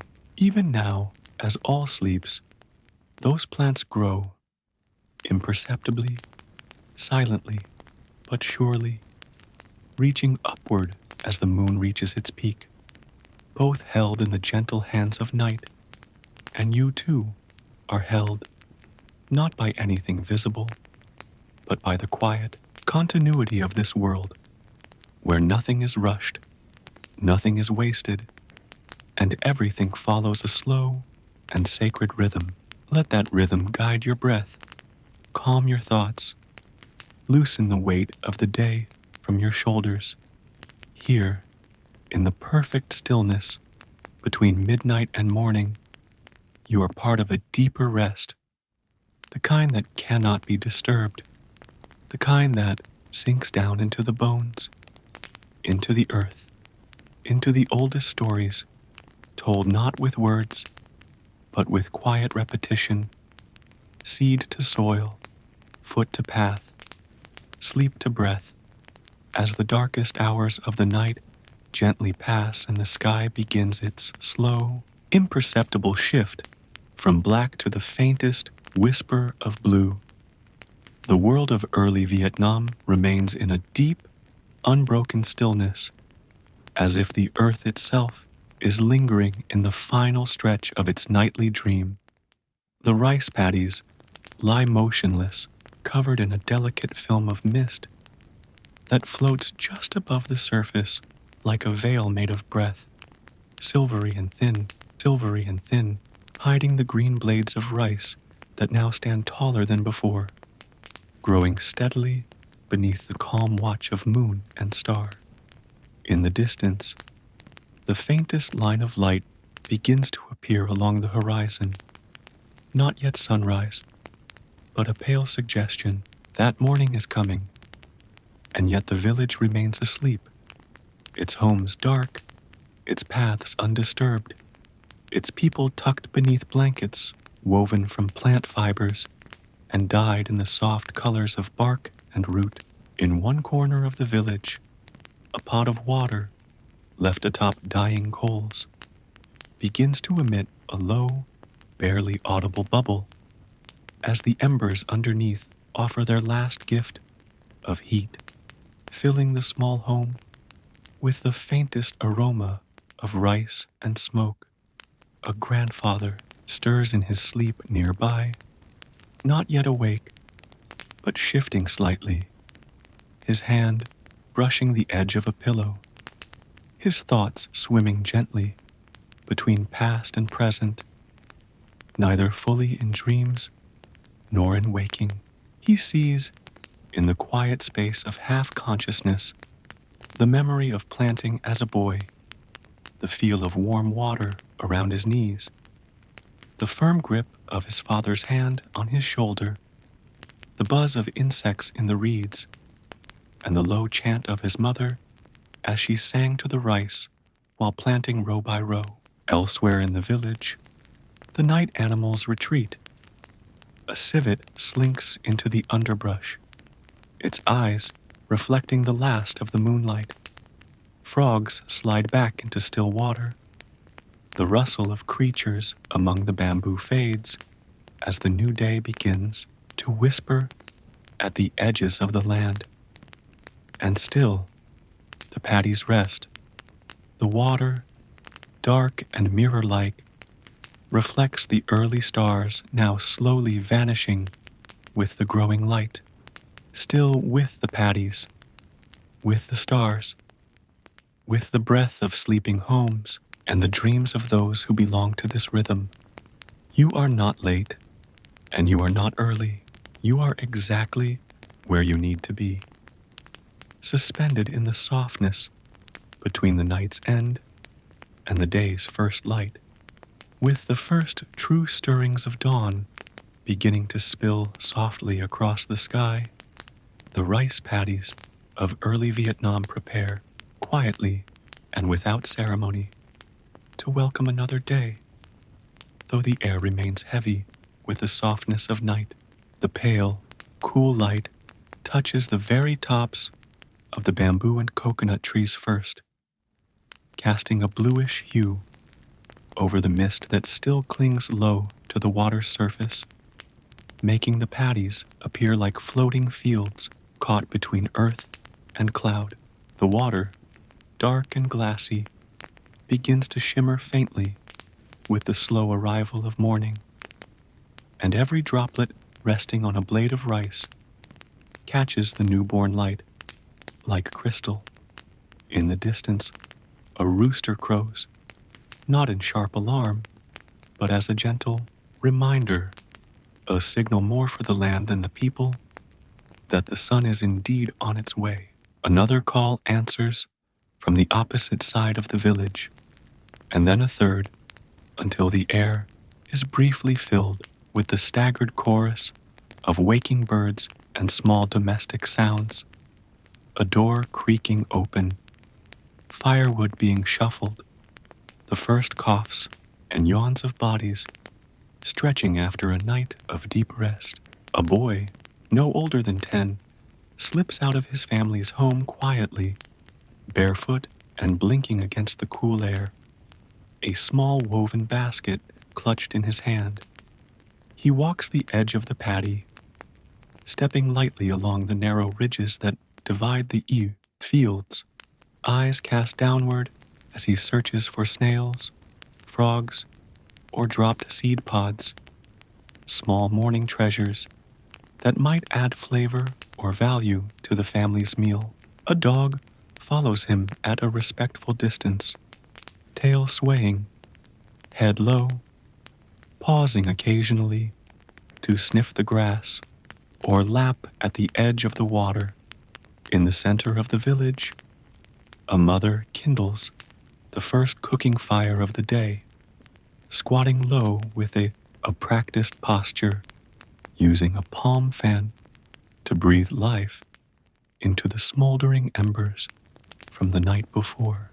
The flame catches with a soft rush, and smoke begins to curl lazily into the air, mixing with the cool dew and giving the morning its signature scent: wood, ash, rice, and wet soil.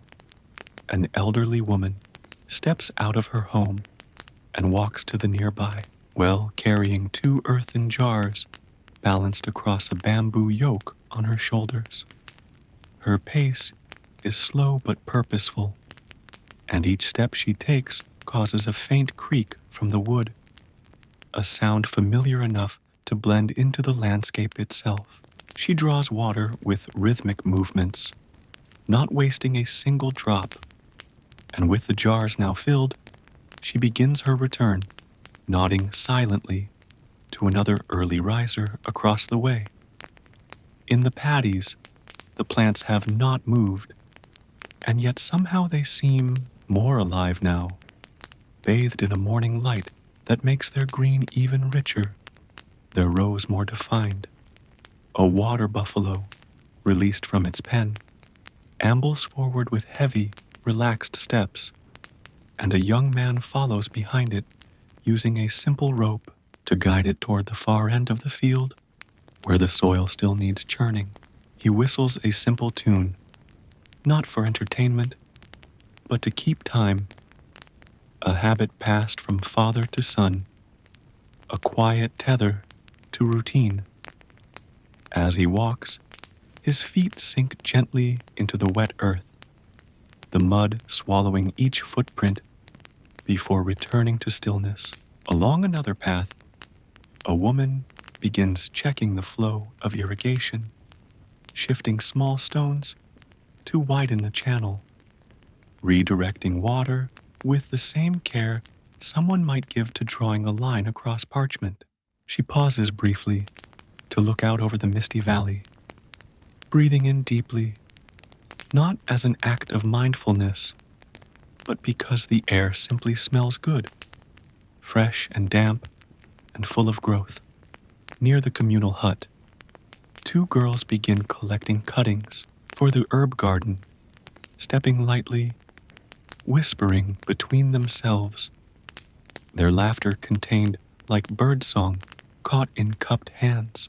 The sound rises and disappears on the breeze, mingling with the gentle flap of drying clothes on a line and the distant creak of a cartwheel being pulled from storage. There is no rush, no loud start to the day, only movement that follows light, warmth, and instinct.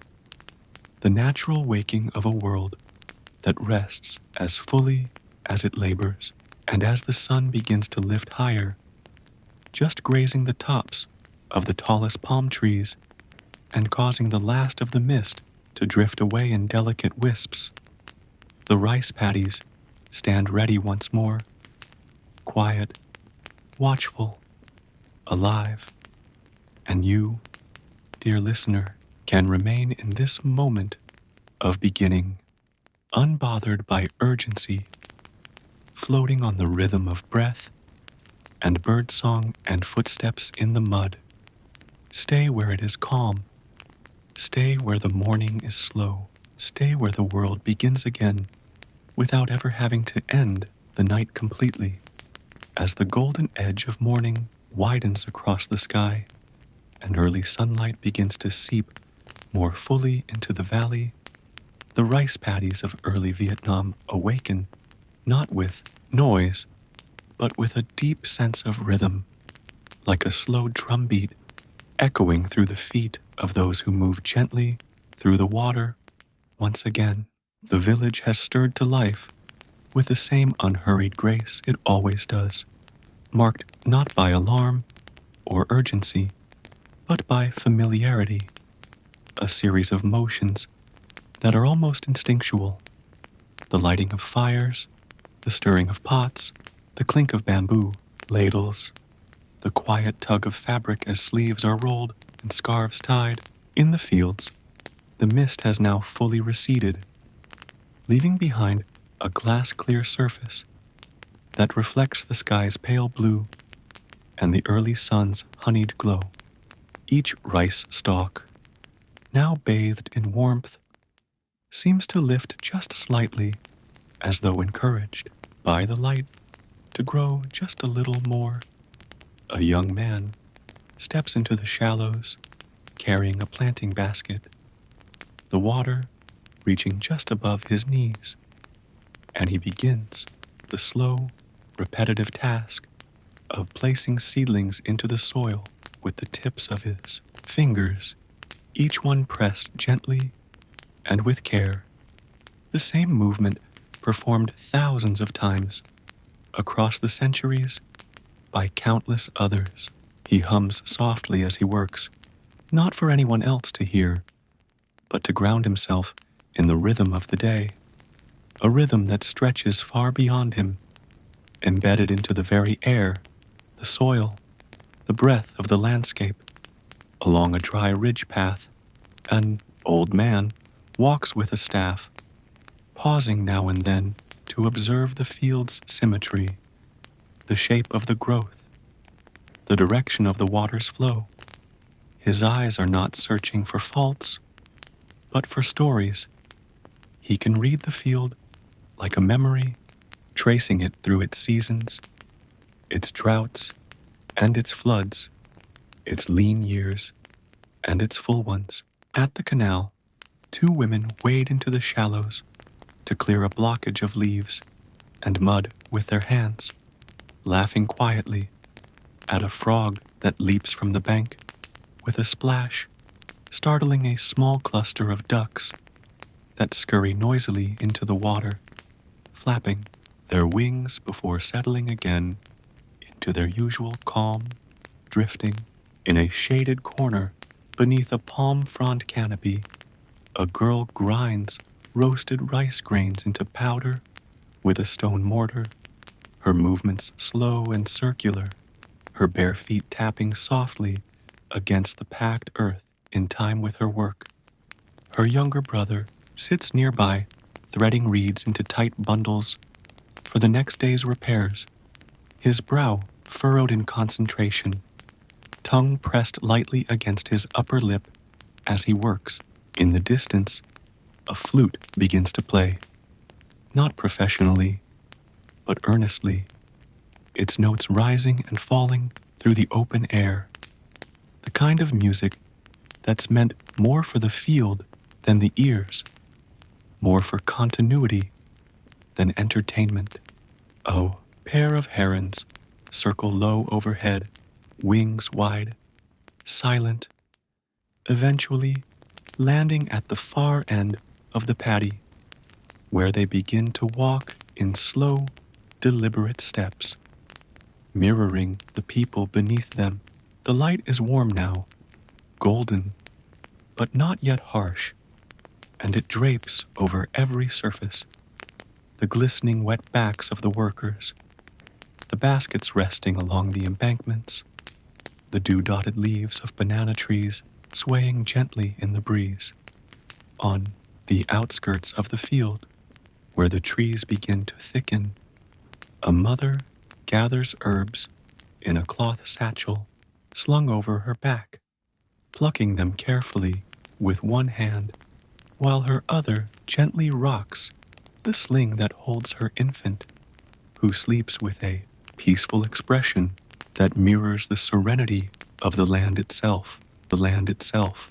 The workers share occasional glances and smiles, passing gourds of tea, offering handfuls of sticky rice wrapped in leaves, their conversation quiet and sparse, yet filled with meaning. Your row looks strong. The water is flowing better today.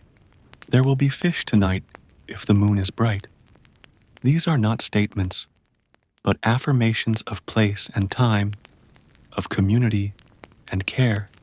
The paddy itself is not only a place of labor, but a sacred link between the past and the future. And every touch of a hand to the soil is both a task and a blessing. And you, floating beside them in this moment, are held gently in this ongoing rhythm, this long song of light, labor, and lull, where each step is measured and each breath is shared with the land. Stay here a while longer, where time does not rush and the sun does not scald, where everything unfolds in its proper season, and where even the smallest act, a seed placed in mud, a sip of tea, a quiet glance, is part of something deeply whole, deeply peaceful, and endlessly patient. As the morning deepens and sunlight spills more confidently across the rice paddies, warming the water and drying the soft dew from the wooden footpaths, the day in early Vietnam continues with the same calm cadence it began, slow, unbroken, and deeply rooted in a rhythm older than memory. The light is no longer tentative. Now, it rests warmly on the shoulders of the farmers, reflecting off the paddies like a gentle shimmer and turning each slow movement into a golden ritual. The workers have settled into their rows, shoulders slightly bent, feet planted with familiarity in the cool mud, and hands moving with the gentle assurance of repetition, gathering a cluster of seedlings, separating them one by one, and pressing each into the soft, waiting soil beneath the water's surface. In one part of the field, a mother and her teenage daughter work side by side, their motions nearly identical, though the mothers carry a certain ease that comes from decades of practice, while the daughter's movements are still deliberate, slightly careful, each placement requiring a moment of pause before it is complete. They speak little, but the silence between them is not empty. It is full of shared purpose, of lessons passed without words, of small smiles exchanged over the reflection of sun on water. A breeze passes through the valley, just strong enough to cause the leaves of the coconut trees to sway, and the wide-brimmed hats of the farmers to tilt slightly. The water ripples, but only faintly, and the rice shoots dance, as if stirred by music only they can hear. At the edge of the field, an old man tends to a bamboo frame used to dry harvested herbs, tying bundles of stalks with worn twine, his fingers working slowly but with great care, as though arranging something sacred. Nearby, A cluster of children sits on a mat spread out under a tamarind tree, peeling boiled sweet potatoes and sharing them between mouthfuls of sticky rice, the scent of their snack mixing with the gentle sweetness of the flowering vines that creep along the fence posts. Behind them, one of the boys, his hands still dusty from play, begins building a tiny model of a rice paddy in the mud, digging canals with a stick, planting blades of grass in neat lines, pouring water from a hollowed gourd. And though the adults pretend not to notice, more than one glance lingers on the child's careful imitation, and a few smile quietly, remembering when they too first mimicked the work of their elders. A heron glides silently over the field, casting a brief shadow that startles a line of ducks paddling across the irrigation channel. And the moment passes like a breath. Across the field, two friends pause their planting to lean against their tools, sipping tea from a shared gourd, and watching the clouds drift by overhead, not because they are tired, but because the sky is beautiful and the moment allows it. The work here is not just physical, but spiritual. Each motion carries the weight of tradition and the gentleness of care. And though the pace is slow, it is steady and it endures. Farther along the embankment, a girl sings softly to herself, the same melody her grandmother sang to her, barely above a whisper, more like a lullaby for the rice than a song for people. Her voice joins the hum of the insects, the low murmur of the canal water, and the soft flapping of laundry hung out to dry in the morning breeze. Above it all, the sun moves in quiet arcs, marking time not with urgency, but with illumination. A slow clock made of light and warmth. The villagers do not glance at the sky in fear of time lost, for here, time is kept by progress in the field, by the number of seedlings placed, by the condition of the soil, by the cooperation of the water. Everything is marked by the needs of the land, and the land never shouts, it only whispers. You, resting alongside this world, feel the calm of it in your chest, in your shoulders, in your breath. There is no race here, no alarm, no rush.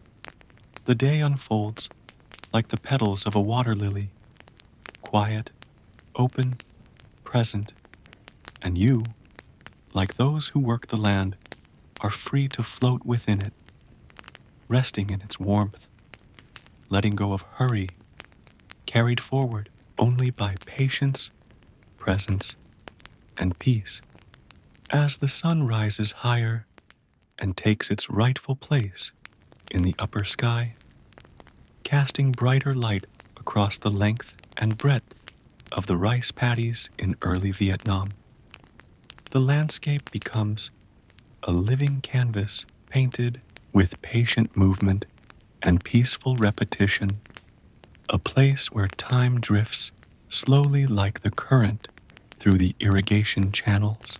The once cool morning air now carries the warmth of approaching midday, though it remains softened by the steady breeze that glides across the valley, rustling banana leaves and bending the taller grasses along the field's edge into gentle bows. In the paddies, the workers have adjusted to the sun's growing intensity with graceful familiarity. Wide straw hats, angled just so, sleeves rolled higher, sashes dampened and tied around necks to catch the sweat before it stings their eyes. A group of men wade side by side through the shallows, their steps in rhythm, their backs bent toward the water, each one pulling weeds with a gentle, twisting motion that leaves the seedlings undisturbed. but clears away what would otherwise rob them of strength. They speak now and then, their voices low, sometimes with a half laugh, sometimes with a short phrase, pass between rows, like a thread of camaraderie. A young girl walks carefully along the narrow berm between paddies, with a tray balanced on her head. Inside, small clay cups filled with fresh tea brewed from mountain herbs, sweetened with a hint of sugar cane.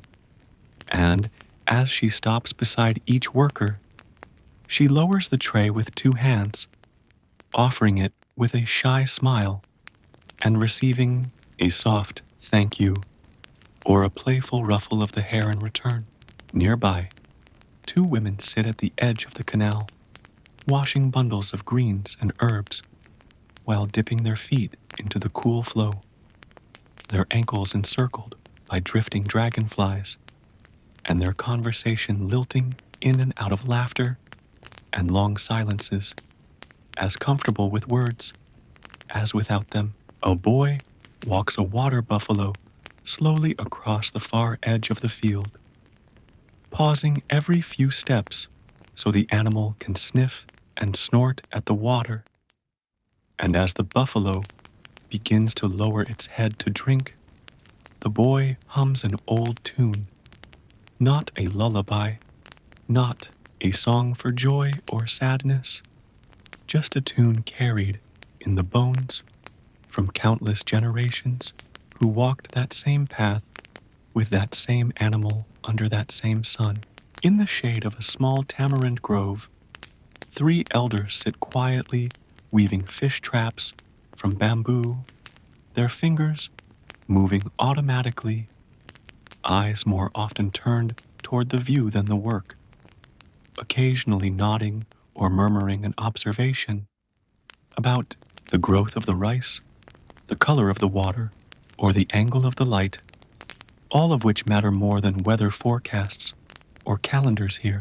The paddy itself shimmers in the midday light, and each rice shoot seems to sparkle with a touch of dew that clings on even now, refusing to dry too quickly, protected by the steady layers of cloud that drift slowly above, like sails waiting for wind. A few families break for their noon meal on mats, spread out beneath simple shelters made from woven palms, eating bowls of sticky rice, fermented fish, pickled vegetables, and slices of mango dusted lightly with salt and chili, savoring each bite not in hunger, but in appreciation, not because the food is rare, but because it is theirs, grown and prepared by their own hands. The hum of the day continues like the sound of a distant river, low, consistent, flowing, unbroken by noise or crisis, shaped only by the land's quiet insistence that everything has its place and its time. Even the insects seem to follow this rhythm, their buzzing never shrill, but always present, weaving a constant thread of background sound that marks the passing hours like a clock that ticks in living breath rather than metal gears. In the still waters, between the rows of seedlings, fish dart quickly from shadow to shadow, and frogs blink slowly on the mudbanks, unmoving yet fully aware of the moment. The rice, still young, now sits rooted in deeper soil, strengthened by days of quiet labor, by hands that have coaxed and protected and watered and weeded without needing reward. There is no ceremony here, no grand declarations, only the subtle blessing of the sun's warmth, the breeze's kindness, the water's generosity, and the soil's deep, silent promise to grow what has been entrusted to it. And you, still resting beside this living land, are part of its breath now, slow, deep, timeless. invited not to work, not to move, but simply to be still, to listen, to feel the softness of life that needs no spectacle, to be sacred, and in that stillness, to fall even deeper into the kind of rest that is earned not through effort, but through quiet belonging, as the sun reaches its highest arc above the fields and settles into the slow, golden stretch of midday. The rice paddies of early Vietnam exhale with a sense of steady accomplishment, their mirror-like surfaces shimmering beneath the light as though reflecting not just the sky, but the quiet dedication of all who labor within them.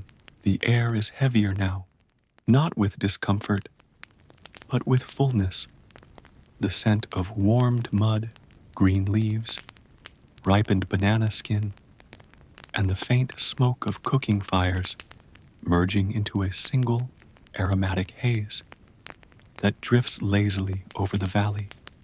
Most of the workers have paused their activity, not in sudden retreat, but in a fluid, natural pause, the way trees pause before blooming and rivers pause in the bend before flowing again. Along the shade of tall bamboo clusters near the edge of the field, small gatherings form, families and neighbors resting on mats made of dried palm fronds, their baskets stacked nearby, their sandals removed, their hands free of weight.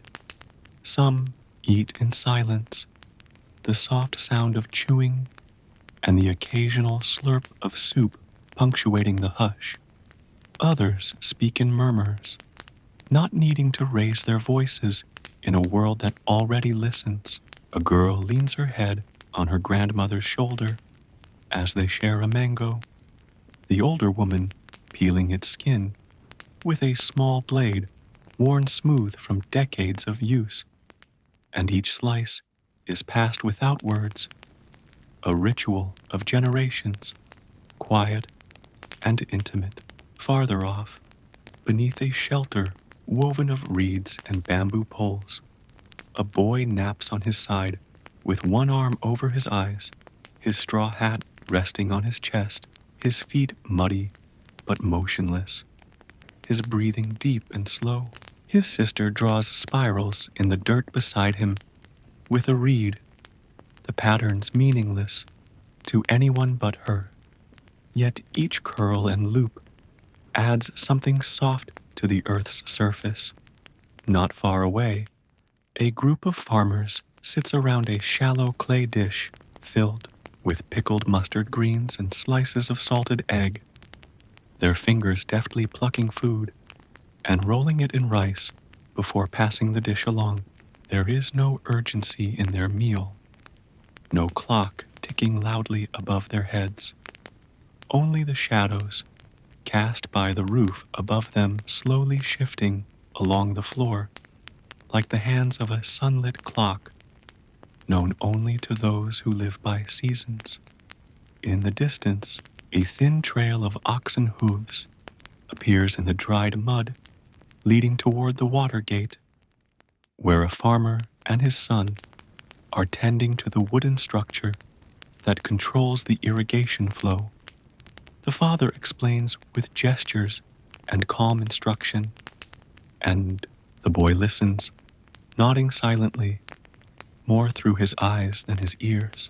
Beyond them, a woman with a gentle stoop in her walk carries bundles of fresh rice stalks in her arms toward a shaded spot where they'll be soaked and retied for the following day, her movements unhurried, her body swaying softly with the weight. A pair of white birds pick their way through a drier patch of field, lifting their feet with slow precision, their feathers flashing briefly in the sun like patches of walking light. The rice itself sways gently now, not from wind, but from the wake left by fish gliding silently through the channels below. Fish raised not for sport or display, but as part of the same living cycle that feeds the land and the people together. The scene is neither dramatic nor dull. It is simply alive, anchored in the profound slowness that gives meaning to repetition, to softness, to care.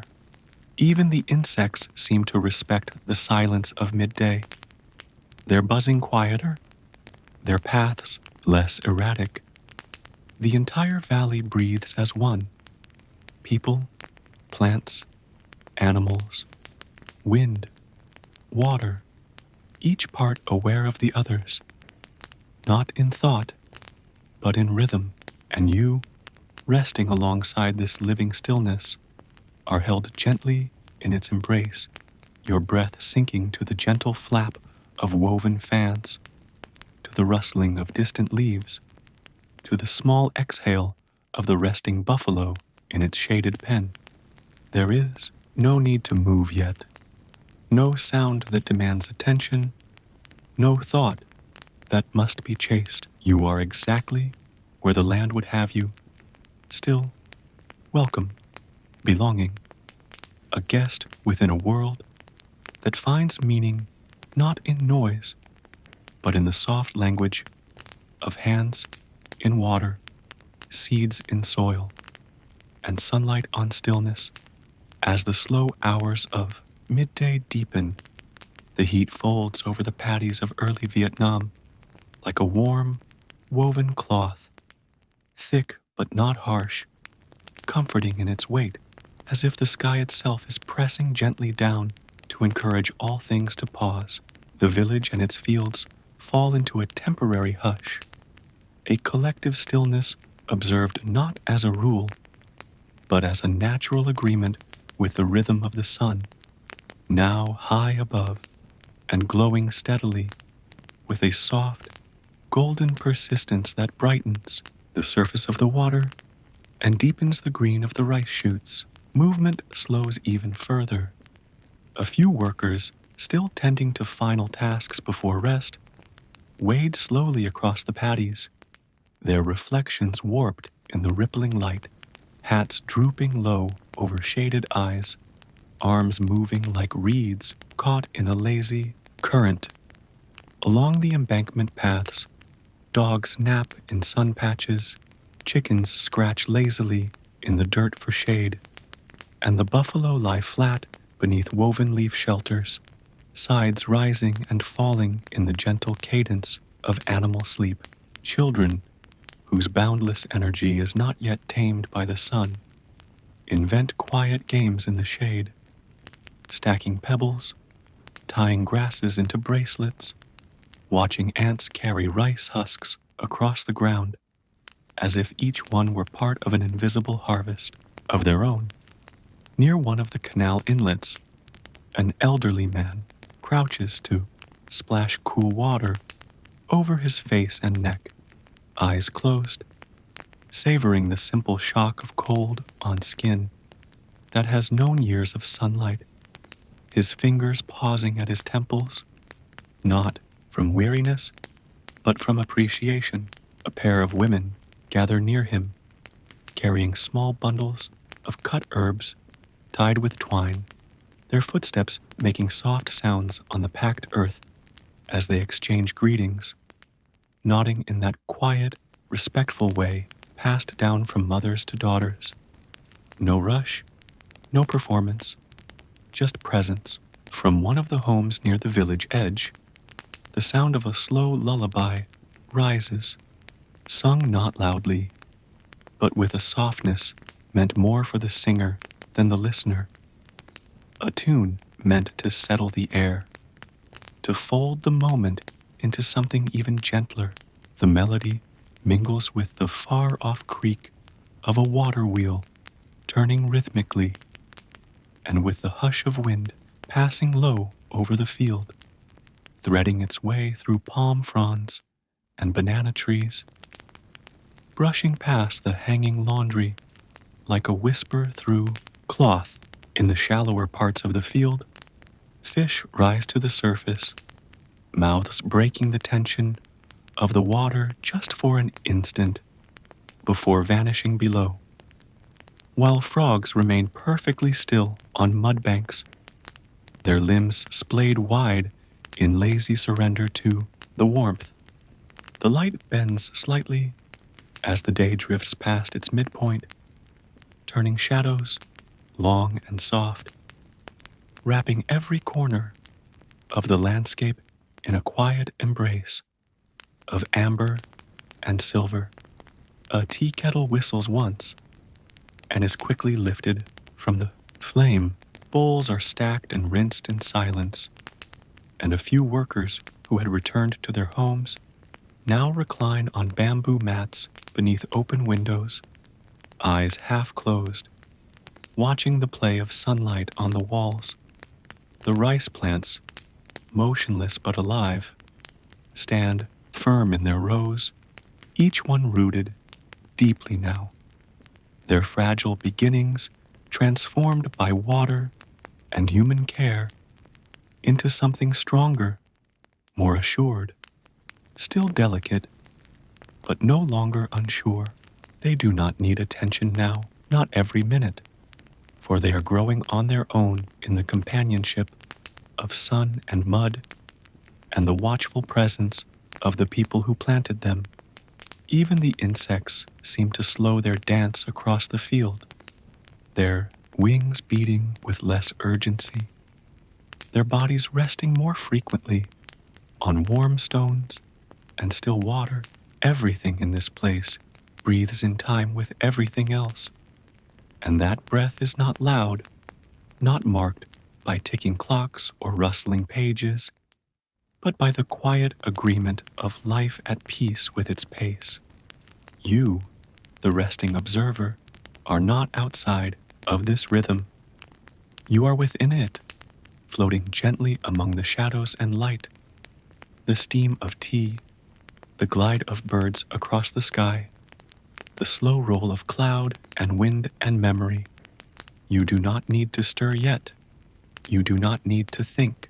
You need only breathe, slowly and softly, and let this timeless moment of sunlit stillness wrap around your limbs, your thoughts, your breath, guiding you gently, like the canal leads the water, further into calm, further into sleep, as the long stillness of early afternoon settles deeper across the valley. The rice paddies of early Vietnam seem to rest in perfect equilibrium, neither motionless nor busy, neither loud nor silent, but suspended in a space where life continues, without resistance, every breath and ripple blending seamlessly into the slow harmony of the land. The sun has passed its highest point and now leans slightly westward, casting light that is warmer, gentler, wrapping the landscape in a soft radiance that seems to glow from within rather than beam from above. The rice fields, shimmering under the haze of light, stretch out like a woven tapestry of green and gold. The surface of the water, broken only by the upright blades of young plants and the occasional concentric rings left by insects or drifting petals. In the shade of a thatched roof, shelter near the edge of the paddies, a father naps in a reclined position with one arm tucked beneath his head, the other resting on his chest, rising and falling in time with his steady breath, while beside him his daughter sketches lazy lines in the dirt with a twig, her bare feet crossed beneath her, and her eyes drifting from her drawing to the floating clouds above. A dog, curled beside them, occasionally flicks its tail to shoo away a fly, but otherwise remains blissfully unaware of anything beyond the comfort of sun-warmed earth and quiet company. In the background, the slow creaking of bamboo poles tied to a water gate echoes faintly across the paddies as a young man carefully lifts and redirects the flow into a neighboring plot. his movements deliberate and calm, every adjustment made with the patience of someone who understands that the water must be guided like a story, slowly, attentively, and without force. Farther into the field, two older women squat beneath wide hats and tend to the edges of the rows, not planting now, but tidying the borders, removing stray grasses that float into the irrigation paths or drift along the mud banks. Their hands work with the rhythm of familiarity, their quiet conversation broken by pauses long enough to make the words feel like punctuation rather than paragraphs. A low breeze brushes past them, stirring the loose strands of their scarves and sending a ripple through the field's surface, giving the illusion that the rice itself has sighed. A young boy walks along the field's perimeter, carrying a small cage with a captured grasshopper, not as a toy, but as a helper for a neighbor who uses insects as a natural guide for crop health. An old, quiet science handed down not in books, but through observation and repetition. He walks slowly, watching the insect's small, steady movements inside the cage, pausing every few steps to shade his eyes and scan the field ahead. Along the distant edge, where the fields give way to groves and underbrush, a group of young girls can be seen collecting wildflowers in their woven satchels, their quiet giggles carried gently by the breeze as they disappear behind tall fronds, only to reappear moments later with arms full of color. The shade of the trees nearby hosts the quiet lives of those too small to be seen, ants building bridges from blade to blade, small birds hopping silently along branches, lizards blinking in the sunlight, unmoving except for their breath. Occasionally, a dragonfly will land on the surface of the water, its wings catching the light like spun glass, before it lifts again, hovering just above the rice and leaving no trace behind. Every sound during this hour is soft, deliberate, and spaced with silence, like footsteps on damp earth, the brush of cloth against skin, the clink of a tea ladle against a ceramic rim, or the soft rustle of woven hats being lifted and set down. Again, the life here is not rushed, never frantic, but flows like the water itself, slow, clear, sure, and you, held gently within the folds of this uninterrupted quiet, need not resist the peace it offers. Let your mind become like the surface of the paddy, still, reflective, unbothered. Let your breath find the rhythm of the breeze, your body sink into the hammock of warmth and stillness. Your thoughts untangle and scatter like petals across the water. You are not separate from this world. You are within it, as natural and welcome as the rice itself, as essential and as quiet. Here, in this space between morning and evening, between labor and rest, you may let go completely and simply drift in peace as the day slowly tilts further into afternoon and the shadows grow a little longer across the rice paddies of early Vietnam. The light takes on a softer, amber tone, filtering through the air like warm tea poured through silk, diffusing gently across every leaf, every roof, every surface of still water. The rice plants stand quiet and unwavering in their neat rows, their green tips glistening with tiny droplets left by the breeze, while the mirrored pools below them reflect not only the sky, but also the memories of motion, the echo of morning, hands placing each shoot into the earth, the footprints now softened beneath the water, and the slow passage of animals that once trudged along the narrow paths. Everything appears momentarily frozen in harmony, a long exhale shared by land and life alike. Along the main footpath that divides the fields, an older man returns from the hillside with a basket on his back, filled not with tools, but with bundles of lemongrass and small white flowers used to flavor teas and soothe fevers. His shoulders rounded not by burden, but by years. As he walks, his fingers reach into the basket to adjust the bundles, his gait unhurried, his presence blending into the world around him like a stone in the path, familiar and unremarkable, but deeply necessary. By a shady patch beneath a low tree, a group of young women has gathered to weave new mats from reeds collected the day before, their fingers working steadily while their conversation ebbs and flows like the irrigation channels beside them, quiet for long stretches, then animated with soft laughter, before drifting again into a mutual silence where only the breeze speaks. One of them hums a lullaby, not because anyone asked, but because it seems to suit the hour, and though no baby stirs, the melody rests over the field like a blanket. In the background, a pair of oxen tethered near the canal chew lazily, their tails swishing in rhythm, the occasional snort or clink of rope adding a subtle note to the field's ongoing composition of peaceful sound.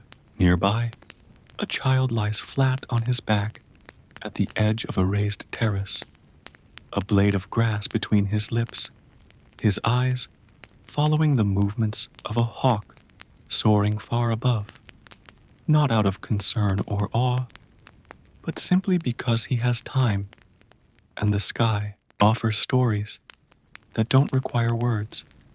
His younger sister squats close by, trying to coax a snail out of its shell with the promise of a palm leaf cradle.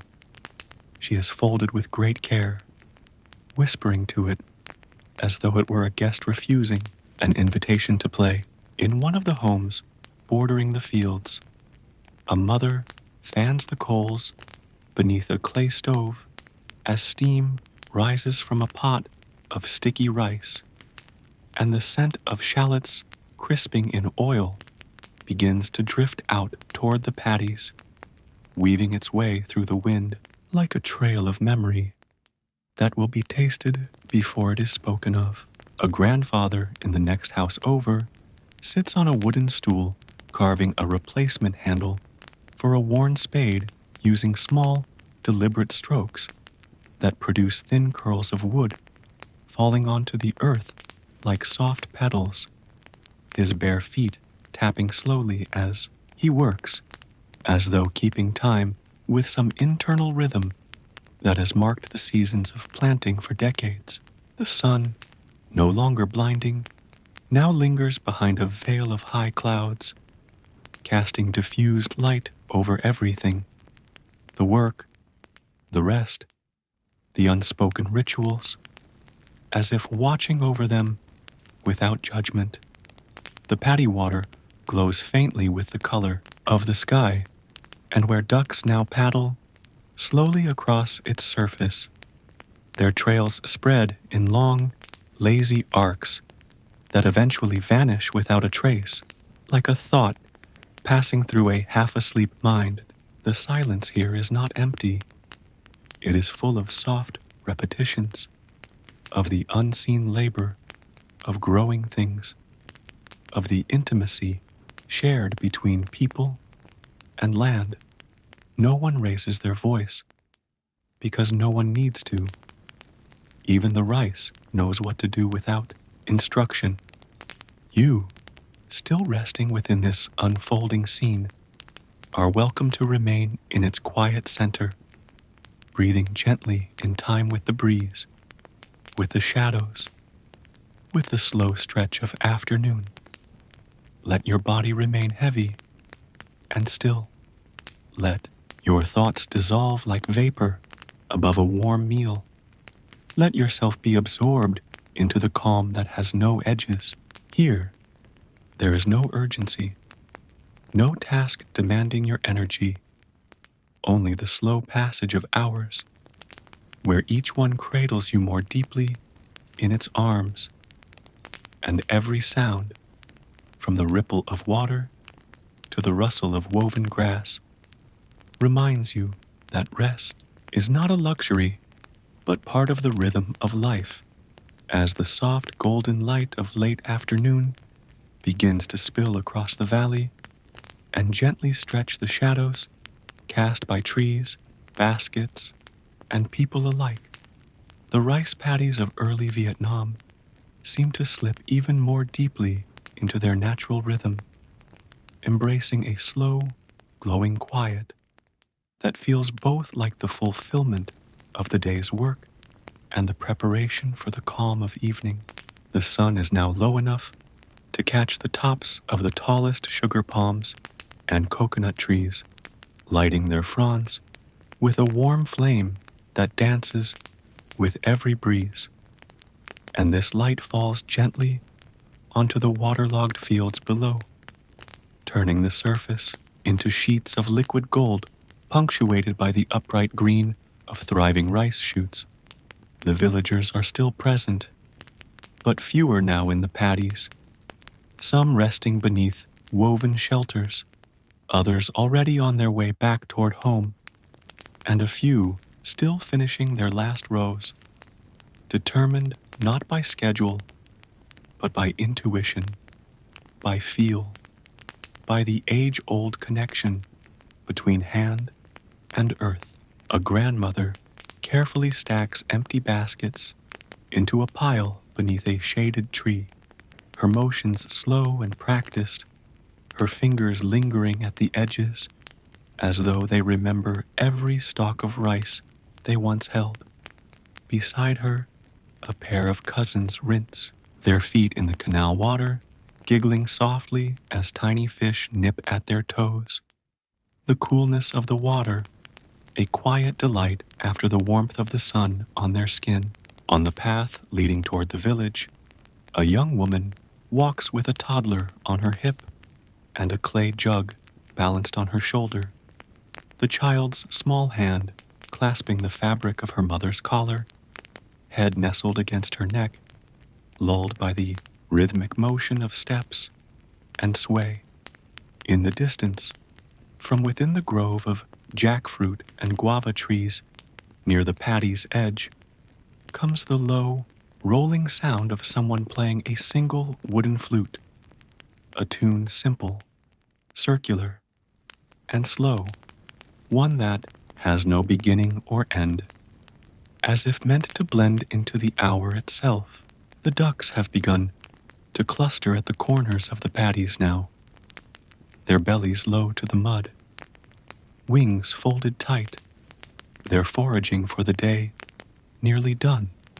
From a porch overlooking the fields, an elder with a long gray beard smokes a pipe and watches the workers return, not with judgment, but with deep familiarity, as someone who once stood in those same rows, placed those same seedlings, and now sees the cycle continue with quiet pride. The breeze carries with it the scent of wet earth, the faint sharpness of lime leaves, and the ever so slight sweetness of ripe fruit warming on the trees. And this mixture fills the lungs with a kind of comfort that no single word can describe, the scent of home, of labor, of continuity. A girl ties the hem of her skirt into a knot and bends to scoop a frog from the edge of the channel, not to harm it, but to watch it, the way its throat pulses, Its eyes blink, its legs twitch before it leaps from her palm into the water with a small splash that startles no one. In another corner of the field, a husband and wife walk in silence, their tools slung over their shoulders, their bodies close but not touching, the kind of togetherness that does not need to speak, shaped by seasons of shared toil and a language made of glances, gestures, and the knowledge that both will rise tomorrow and return again. Overhead, the first birds of evening begin to pass across the sky, dark silhouettes against the fading light, their calls marking the slow passage into the cooler hours. The fields hum with insect song now, a soft, layered vibration of crickets, cicadas, and other tiny creatures rising from the grass, their music not intrusive, but deeply familiar, like the background note of a lullaby long remembered. The rice plants continue to stand tall, anchored in their beds, their young blades turned slightly toward the last rays of sunlight, as if to soak in just a bit more before the night arrives. You, resting here beside them, may feel your breath grow longer, your thoughts softer, your limbs more still, as the land itself seems to say that the time for motion has passed and the time for sinking, for easing into dusk, has begun. Let your thoughts unfurl like the smoke from the elder's pipe, like the mist that will rise later from the warm earth, like the song of the flute that does not ask to be remembered, but only to be heard. In this moment, you do not need to plan or worry or rise, only to float gently in the hush of closing day, held in the arms of a field that has given and received, and now prepares to rest. As the sun finally begins to dip below the faraway hills and the sky transforms into soft gradients of amber, lavender, and muted rose, the rice paddies of early Vietnam are bathed in a final wash of light that moves like a whisper across the water, a farewell glance from the day itself. The entire valley seems to hold its breath in the golden stillness of this hour, not from silence, but from a sense of reverence for the waning light, for the work completed, for the quiet that follows creation. In the paddies, the remaining workers make their slow, familiar walk home, not hurrying, not lingering, just flowing gently out of the water like reeds lifting from the current, their feet, now patterned with the day's labor in ribbons of mud, pressed gently against the softened earth, leaving behind a temporary trail that will vanish by morning, washed clean by night air and dew. At the canal's edge, a woman with a wide-brimmed hat scoops water one last time to rinse her hands and arms, watching as the dirt spirals away, disappearing into the darker water like a thread pulled back into fabric. Her fingers pause briefly as she looks up to observe the last sliver of sunlight clinging to the treetops, a quiet signal that the moment of stillness is near. In the nearby trees, birds return to their nests in low swooping arcs, their silhouettes sharp against the softening sky, their wings flapping in slow beats that match the softened tempo of the land.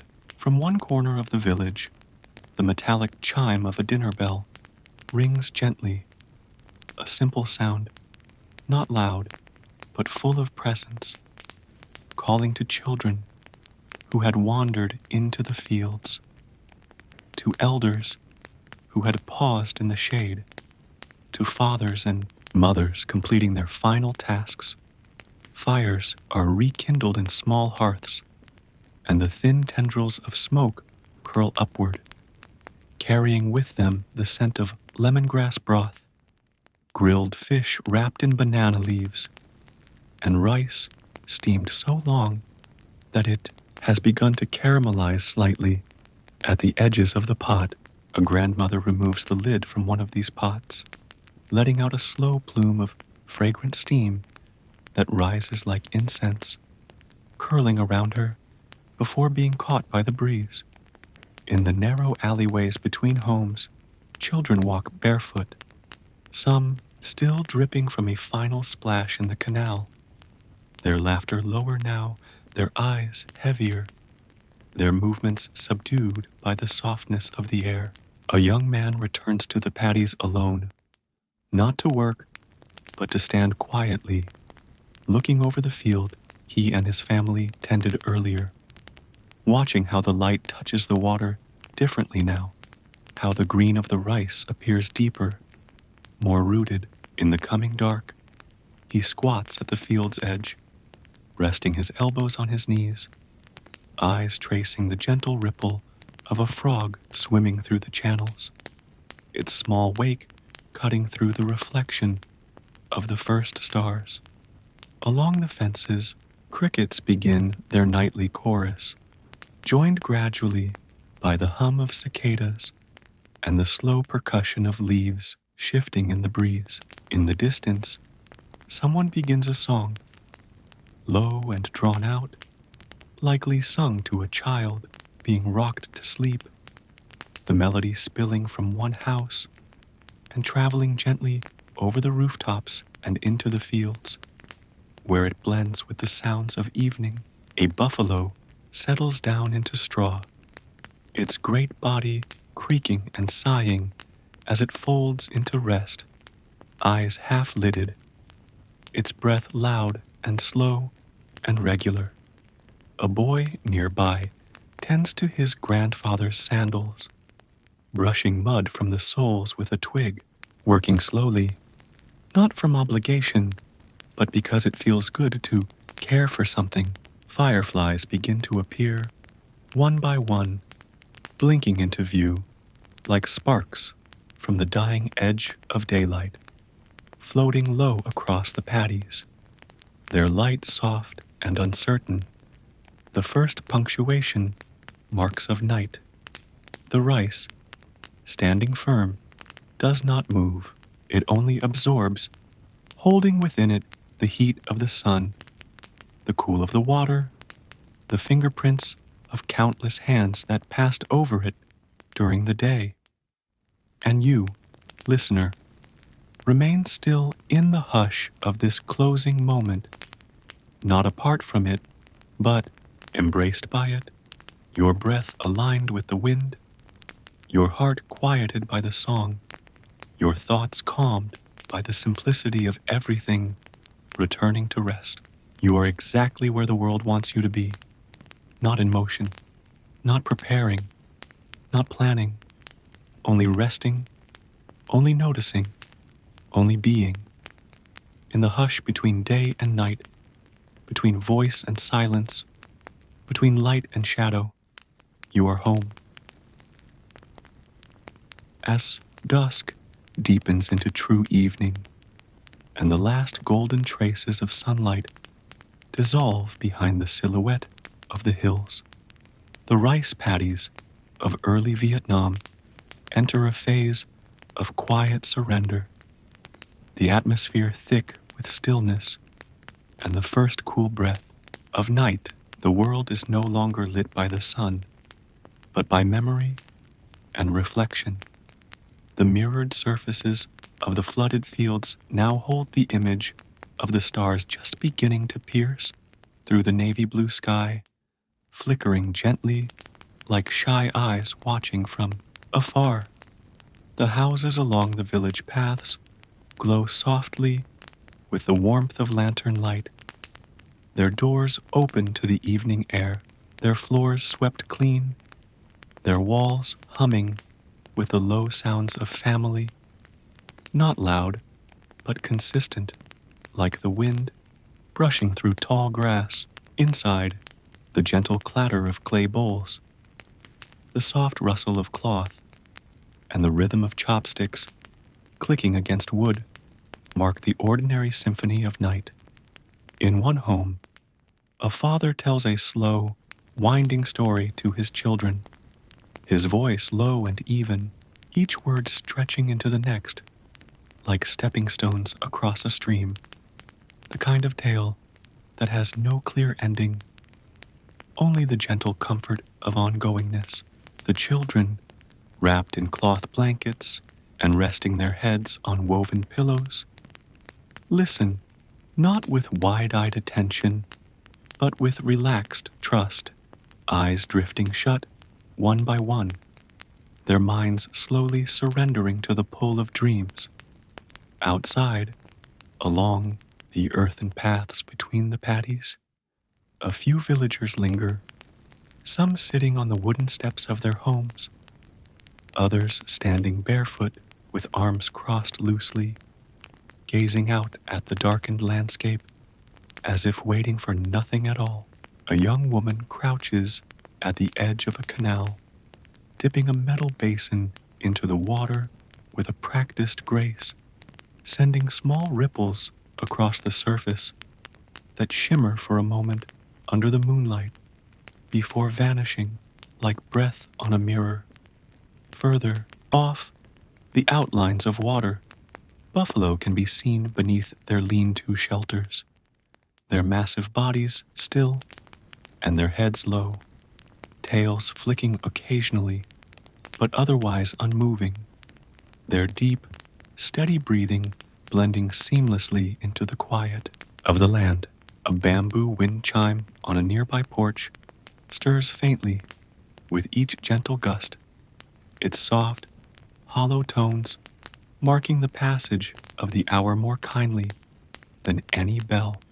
Frogs begin to call from the shadows, their voices echoing from unseen corners, while the chorus of crickets builds slowly, one rhythm layered upon another, until the entire landscape is swaddled in a lullaby of chirps and croaks and rustling leaves. The rice, still rooted in its watery beds, seems to glow faintly in the darkness, not from any light, but from the presence it holds, from the energy stored within its stalks, gathered silently from sun and soil and touch. Along the slope of a small hill overlooking the field, an elderly man sits alone, his knees drawn to his chest, his face turned toward the stars. He does not speak or move much, but the way he rocks gently and the way his fingers brush against the hem of his tunic show he is not merely passing time, but existing in it, listening to the same field he once worked, now tended by his children and their children, now growing without him, yet still shaped by his hands. Behind him, a line of prayer flags strung between two trees flutters so lightly they barely seem to move at all, a subtle reminder of belief, of wishes whispered years ago and still drifting somewhere in the space between sky and land. A child calls softly to her mother from inside, asking if the rice is ready, and the reply comes as a hum, then a footstep, then a lid lifted from a steaming pot, releasing a new wave of warmth into the air. And you, nestled invisibly within this still, breathing world, are given permission to rest as well, to feel the hush seep into your shoulders, the rhythm of frogs and wind fold into your breath, and the dim glow of evening settle over your thoughts like a blanket woven not of fabric, but of peace. You do not need to act. You do not need to think. You need only be, like the stars overhead, like the seedlings in the field, like the bowl cooling on the table, like the story winding slowly through the night with no end in sight, just here, and softly so, as the blue of night deepens into velvet and the stars thicken across the heavens like grains of salt scattered across black silk. The rice paddies of early Vietnam become a place suspended between presence and absence, a realm where the land no longer labors, but listens.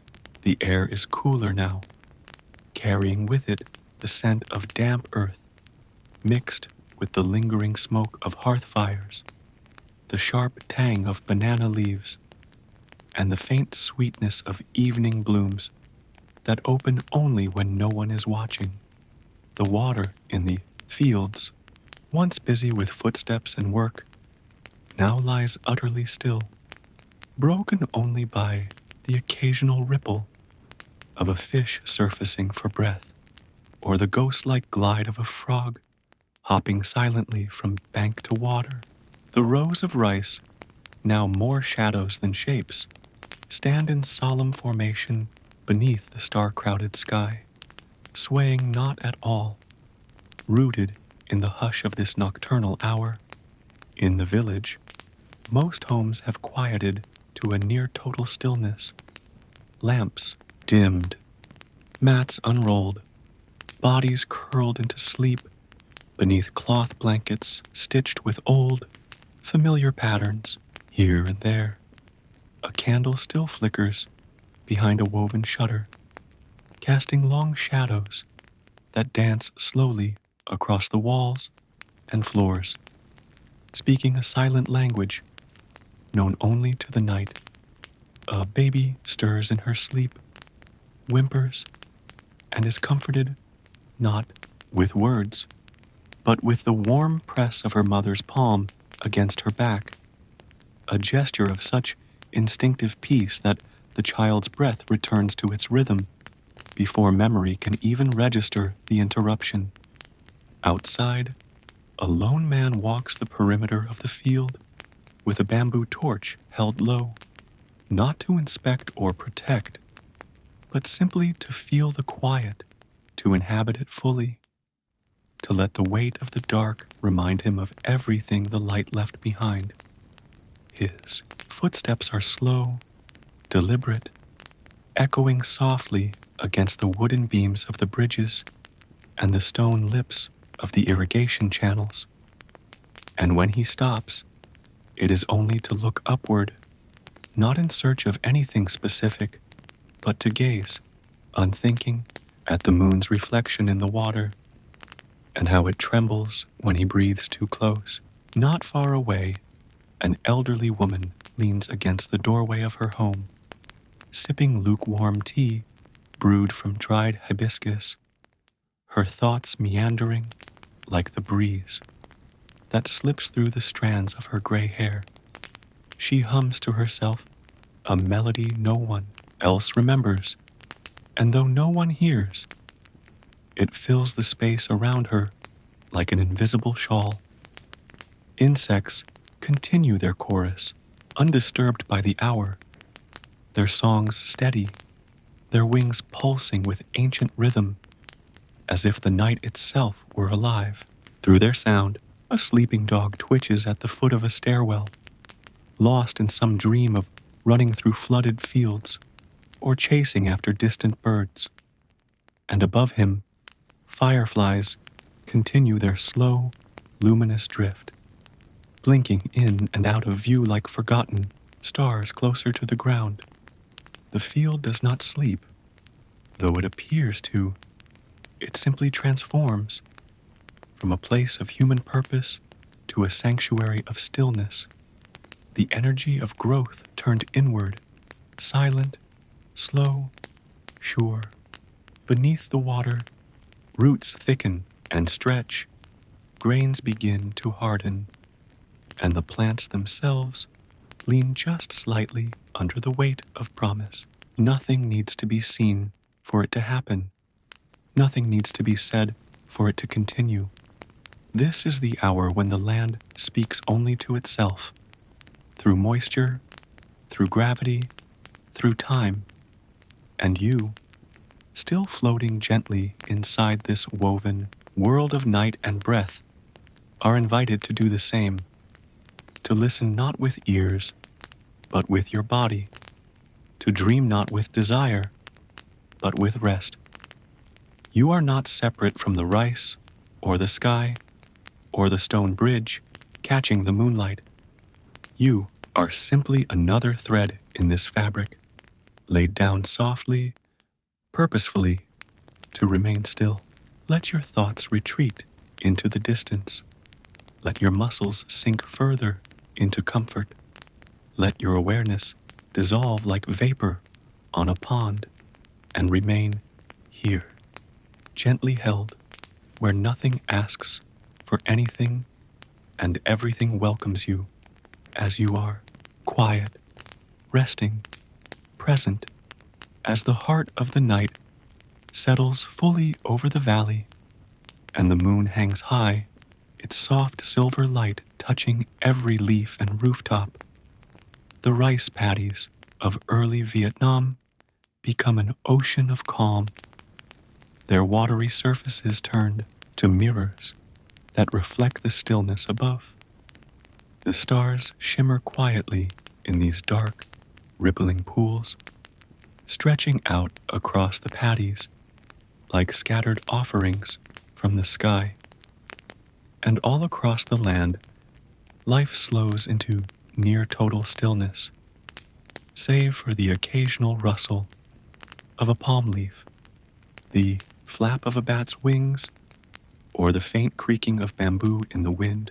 The village is nearly silent now, save for the rhythmic symphony of crickets and frogs performing their nightly chorus, each voice part of a soft, familiar pattern that weaves through the darkness like a lullaby only the land understands.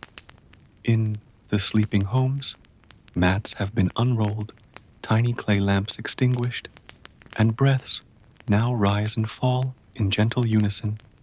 Children curled beside parents, elders stretched out on bamboo beds, and infants held in the crook of an arm that doesn't stir, even in sleep.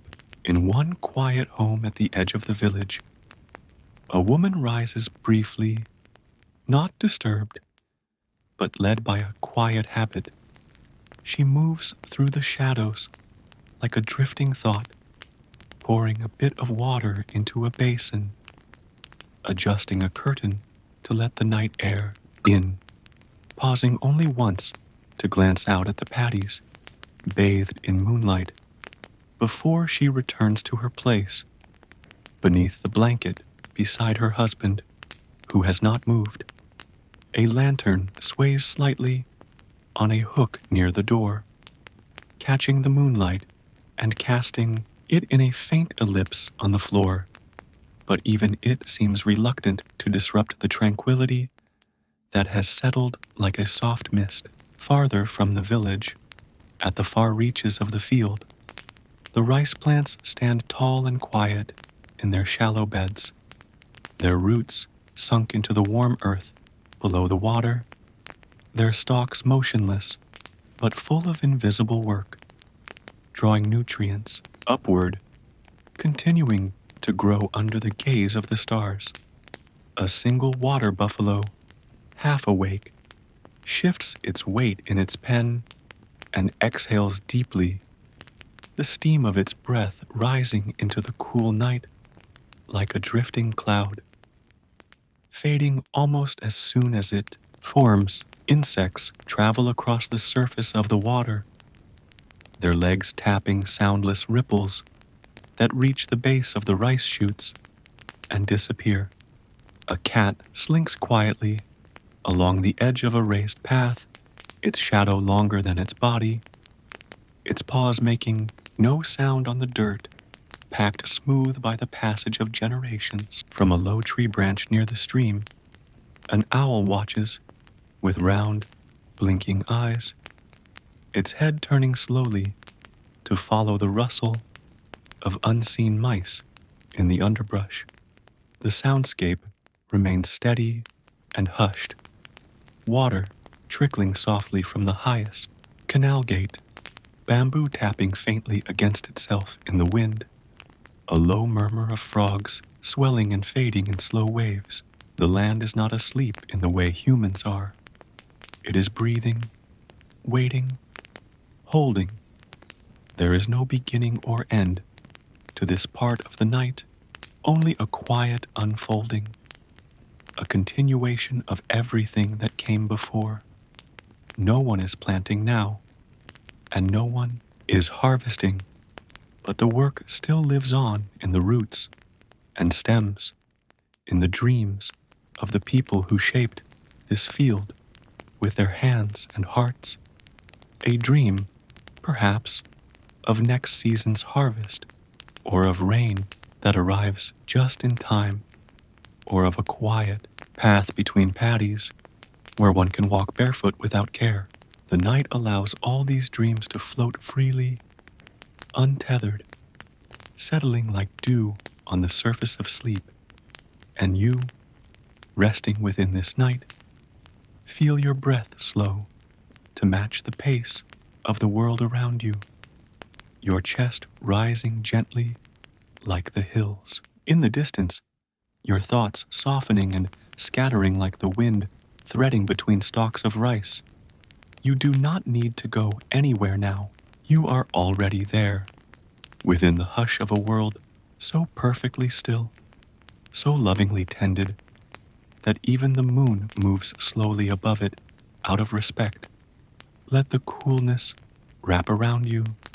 Let the softness of the field's silence fold over your body. Let your heartbeat join the rhythm of frogs and wind and the unseen growing of rice, and allow yourself to drift deeper, to remain within this hour that holds no time, only peace, as the hours of night deepen into their quietest phase. The valley that cradles the rice paddies of early Vietnam becomes entirely enveloped in darkness.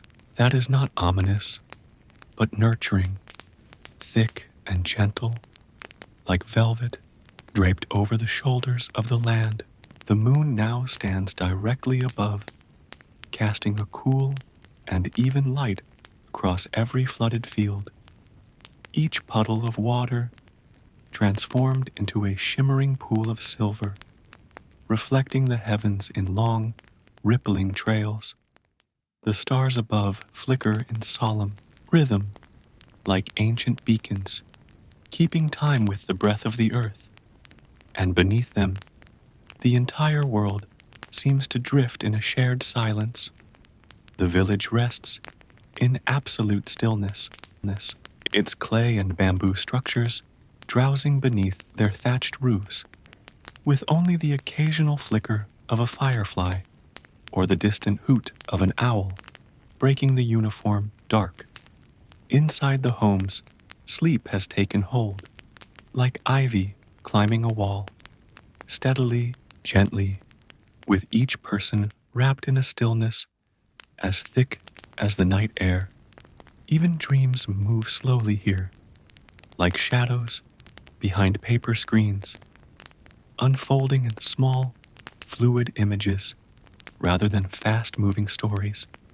A mother lies on her side, her arm around her child, the child's breath rising and falling in a pattern that mimics the rustle of reeds outside.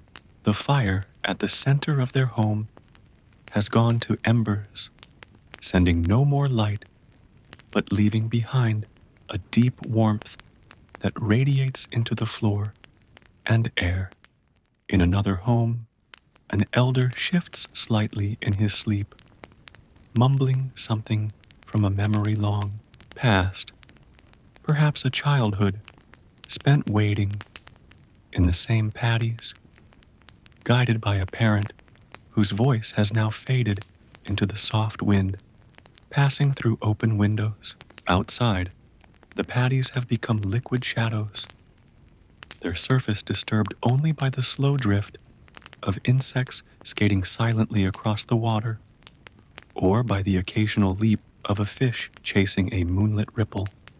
Every rice plant stands like a silent sentinel, tall and steady, absorbing the unseen work of the night, the coolness, the darkness, the moisture rising from the soil.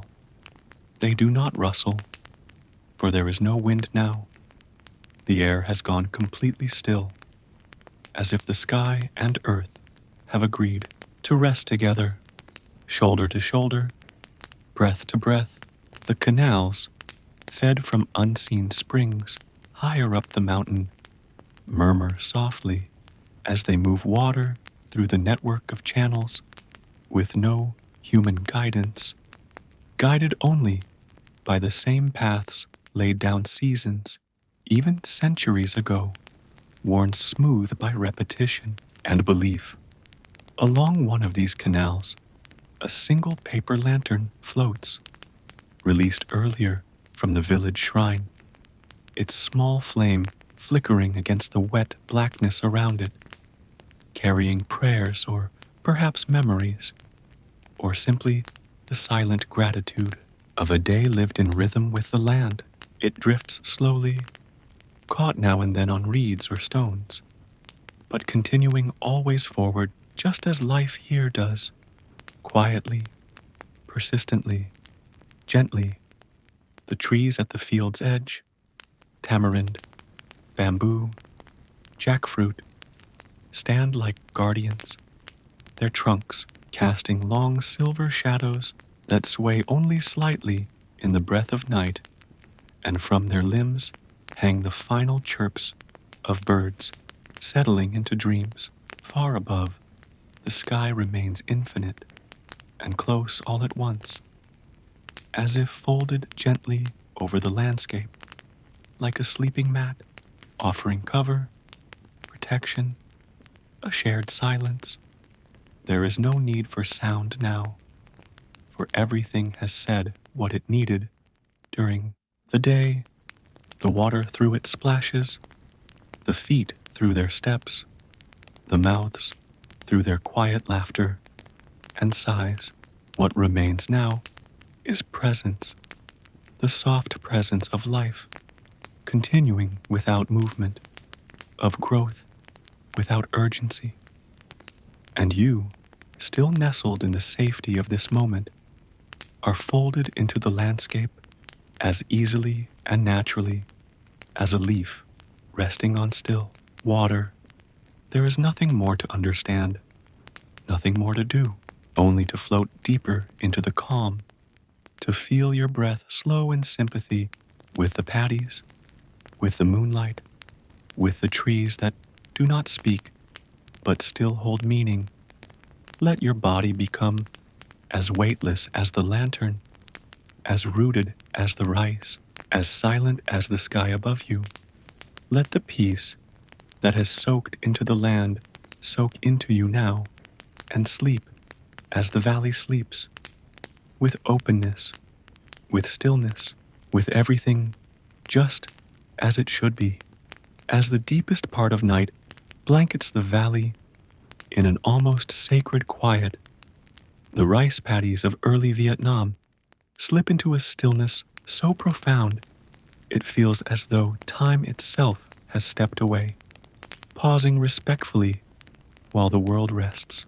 The moon, now sliding slowly westward, continues to cast its silver glow across the landscape, but even it seems subdued, its light softer, more distant, stretching long shadows across the water that seem to merge with the earth rather than lay upon it.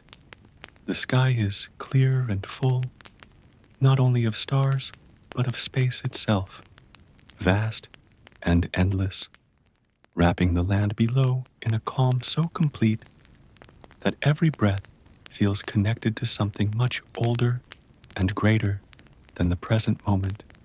The fields remain unchanged in their outward appearance, rows of delicate green blades standing upright in their watery beds, But within the stillness, there is motion, unseen and silent, nutrients rising through stalks, roots thickening in dark soil, the water cooling just slightly as the night deepens.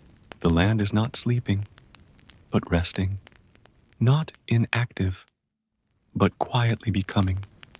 The canal's whisper is quieter now, a softer gurgle that speaks only to itself, and the frogs, though still calling, do so less frequently, as if they too have grown drowsy and are content to let the silence take over. From the homes in the village, nothing stirs. Not a voice, not a footstep, not even the creak of a bamboo wall. The families within lie tangled together, on their mats in a variety of quiet poses, arms draped across siblings, legs tucked against parents, heads pillowed on folded arms, or old blankets that smell of wood smoke and years of washing.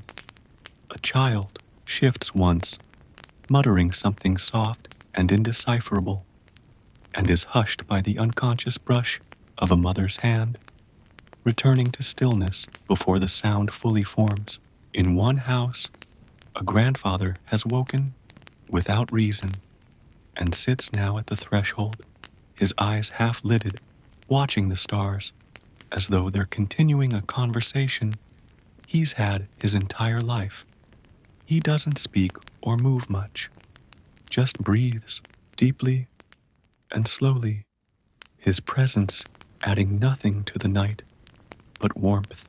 Far across the paddies, beyond the last visible trail of village light, a shrine stands beneath a gnarled banyan tree, its stone base cool to the touch, its tiny altar holding only the faintest trace of incense, long since burned out. A woven prayer flag flutters gently beside it, though the air around it barely moves, and the offering of rice and lemongrass placed there earlier glows faintly in the moonlight, undisturbed by wind or creature.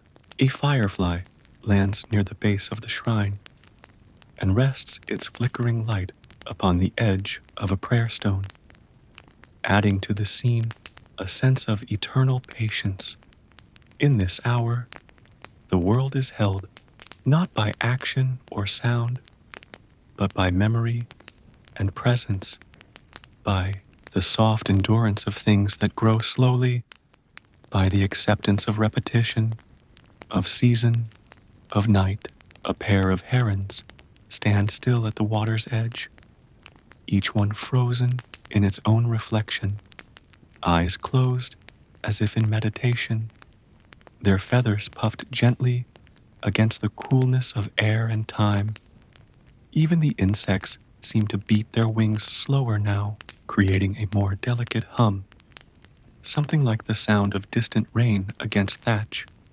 Though the sky remains dry and open, the rice, cradled in its flooded plots, remains rooted in its stillness, its growth so incremental, so humble, it almost seems like it is simply breathing in and out in perfect synchrony with the wind, the night, and the people sleeping nearby.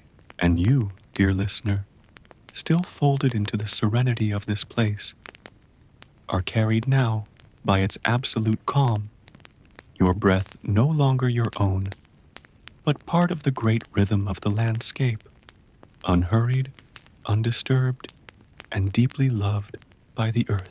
Beneath it, there is nowhere to be but here, nowhere to go but deeper into rest.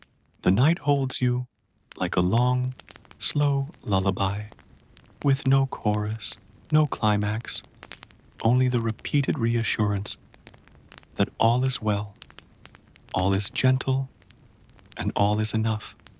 Let the calm become your companion, the stillness your blanket, the moonlight your pillow, and remain right here in the breath of the paddies, in the embrace of this sleeping world. where nothing is demanded and everything invites you to simply be, as the pre-dawn darkness begins to give way to the faintest hints of light along the eastern horizon. The rice paddies of early Vietnam hold a breathless stillness, a fragile pause before the gentle unfolding of another day. The sky shifts slowly from deep navy to soft hues of lavender and pale blue, and the stars, those steadfast guardians of night, begin to wane in their brilliance, retreating gradually into the gathering dawn. The water in the fields remains calm and reflective, a mirror perfectly still, save for the occasional ripple caused by a fish breaking the surface or a leaf drifting down from a nearby tree. The rice shoots, silhouetted against the faint light, stand upright and expectant, as if aware of the cycle about to begin anew. In the nearby village, lights flicker softly behind woven bamboo screens, signaling the first stirrings of life, families awakening to the rhythms of morning, preparing to engage once again with the land that sustains them. A mother gently rouses her sleeping child, the soft coo of her voice blending with the quiet rustle of straw mats and the faint creak of wooden doors opening. Outside, a farmer steps carefully onto the narrow embankment that divides the paddies, his bare feet pressing into the cool, damp earth, toes curling slightly to steady his balance. He carries a bundle of freshly sprouted seedlings, wrapped carefully in banana leaves, the green tips peeking out, glistening with moisture. His movements are deliberate and unhurried, born from years of experience and respect for the land's pace. Along the canal that feeds the paddies, water flows steadily but gently, its murmur the constant, soothing backdrop to the awakening scene. Birds begin to call softly from the treetops, small, vibrant creatures greeting the dawn with song, their voices delicate and tentative, blending seamlessly with the gentle rustling of leaves in the morning breeze. A child emerges from a nearby home, rubbing sleep from her eyes, and walks barefoot along the muddy path, her hands brushing against the tips of tall grasses that line the trail. She pauses briefly to watch a dragonfly dart across the water's surface, its iridescent wings catching the pale light before it vanishes behind a cluster of reeds. The air carries the faint scent of earth and water, mingled with the subtle fragrance of wildflowers blooming near the edges of the fields, a reminder of the ongoing cycle of life beyond the paddies themselves. As the sun's first rays stretch tentatively over the hills, the entire landscape begins to glow with a soft, golden warmth, bathing everything in a gentle light that seems to encourage growth, movement, and quiet joy. Farmers gather steadily, slipping into the shallow waters with practiced ease, their feet sinking slightly into the rich mud as they prepare to plant anew. The sounds of tools being readied, soft conversation, and the occasional splash of water join the symphony of morning. Yet despite these signs of activity, the atmosphere remains calm and unhurried, each action performed with mindful intention, an acknowledgement of the land's enduring patience.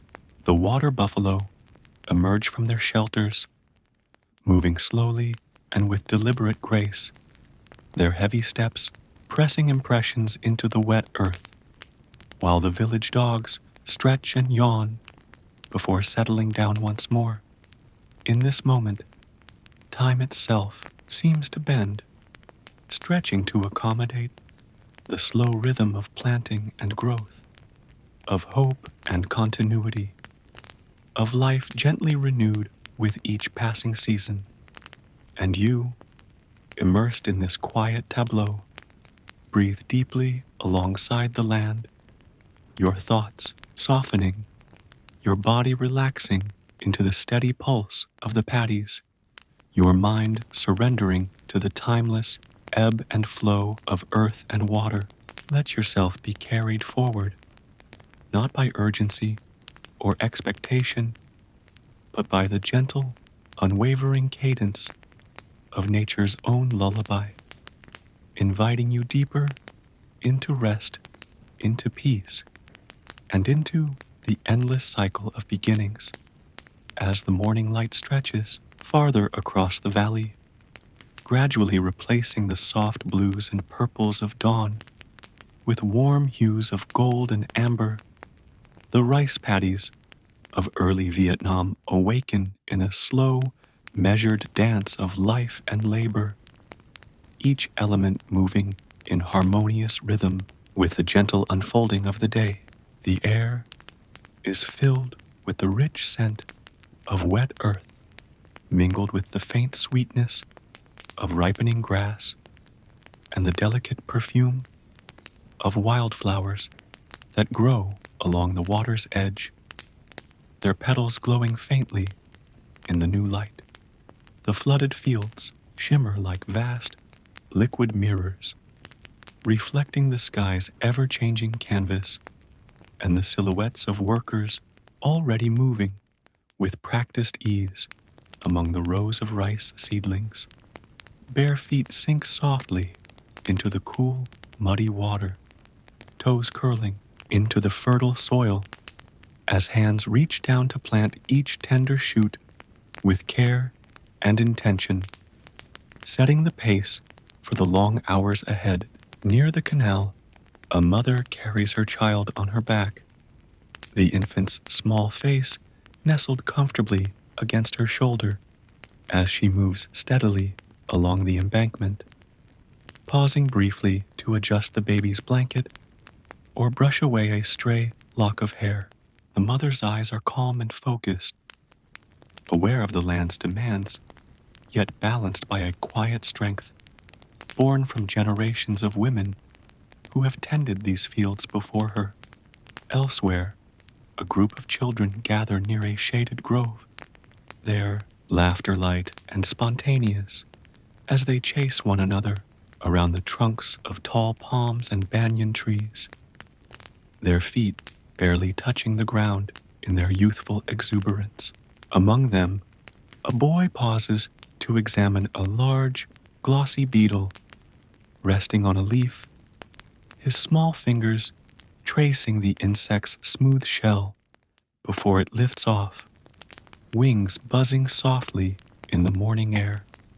The village hums with gentle activity, the rhythmic pounding of rice being husked, the clinking of pottery being prepared for cooking, the soft murmur of neighbors exchanging greetings and news, all woven together into the quiet symphony of a community alive and interdependent. From the far edges of the paddies, a pair of water buffalo emerge slowly from their resting places, their massive forms moving with deliberate grace as they are led by a young herder toward the fields to begin their day's work. Their heavy steps press into the soft earth, leaving impressions that will soon be filled with water and seed, a testament to the constant cycle of care and renewal. Overhead, birds soar gracefully, their wings catching the sunlight as they wheel and dive, their calls adding a bright counterpoint to the deeper, slower sounds of the earth itself. The sky, now clear and expansive, invites the day to unfold at its own pace, unhurried and steady, and the workers respond in kind, each movement measured and purposeful, each breath in harmony with the world around them. The rice plants, fresh and tender, stand tall and resilient, their green blades catching the light as they sway gently in the morning breeze, embodying both fragility and strength in their silent growth. And you, nestled in this serene tableau, feel your body soften, your mind quiet, your spirit ease as you align yourself with the rhythm of this timeless place. Let the slow unfolding of the day wash over you like the warm sun on your skin. Let your breath deepen in concert with the earth's gentle pulse, and surrender to the peaceful lullaby of water, wind, and growth, carrying you gently toward rest, renewal, and calm as the sun climbs steadily higher in the sky, casting a soft, golden glow across the vast expanse of rice paddies in early Vietnam. The world seems to move in slow, deliberate rhythms that echo the heartbeat of the land itself. The waterlogged fields shimmer under the warm light, reflecting the wispy clouds that drift lazily overhead, their shapes shifting slowly as if in no rush to reach any destination. Each row of tender green rice plants stands straight and proud, their slender blades reaching upward as though stretching to greet the sun, while the cool water around their roots glistens like 1,000 tiny mirrors, catching and scattering the light in a delicate dance. Farmers, wrapped in lightweight cloths and wide-brimmed hats woven from palm leaves, wade carefully through the muddy water, their feet sinking gently into the soft earth beneath as they plant seedlings with practiced hands. Their movements are fluid and repetitive, each step and each placement of a seedling, a quiet act of devotion to the land and to the generations that have come before them. Occasionally, they pause briefly to wipe sweat from their brows or to sip from gourds filled with cool water, sharing quiet smiles and soft words that float gently across the water between them. Children watch from the banks, their laughter light and fleeting as they play games of chase, their bare feet kicking up droplets of water that sparkle in the sunlight.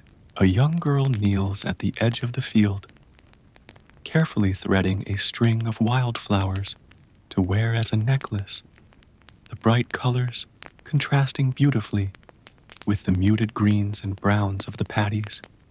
Nearby, an elder sits beneath the shade of a palm tree, sharpening a wooden hoe with steady, methodical strokes, his eyes reflecting both the wisdom of many seasons and the peaceful contentment of a life deeply connected to the earth. The air is thick with the scent of wet soil, fresh grass, and the faint, sweet aroma of blooming jasmine carried on a gentle breeze that rustles the leaves and sends ripples across the water's surface. Birds flit between the trees, their songs weaving a soft tapestry of sound that complements the slow rhythm of planting. In the distance, water buffalo stand patiently, their great bodies low to the ground as they rest before being called back into the fields. The village itself hums quietly with activity, smoke rising in thin tendrils from kitchen fires, the clatter of pots and pans, and the low murmur of voices carrying stories from one generation to the next. As the day progresses, the sun climbs higher, but the pace remains steady, unhurried, and mindful. The work here is not a race, but a ritual, each moment imbued with respect for the land and an understanding that growth cannot be rushed. The rice plants will flourish in their own time, nurtured by the steady hands and patient hearts of those who tend them. You, dear listener, find yourself carried along in this gentle current, your thoughts slowing, your breath deepening as you sink into the calm embrace of this timeless place. The soft splash of water, the rustle of leaves, the distant call of birds, all form a lullaby that soothes your mind and quiets your soul. Let your body relax, your muscles loosen, and your worries drift away like clouds on a gentle breeze. Here, in the warm light of the rice paddies, surrounded by the quiet strength of nature and tradition, you are invited to rest fully, to surrender to the peaceful rhythm of life, growing slowly and surely beneath your feet.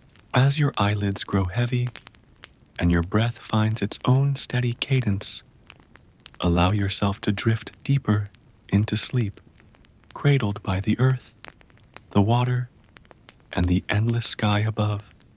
As the afternoon sun begins its slow descent toward the western hills, casting long, warm shadows over the sprawling rice paddies of early Vietnam, the world seems to breathe with a quiet, steady rhythm that echoes the patient hands tending the fields.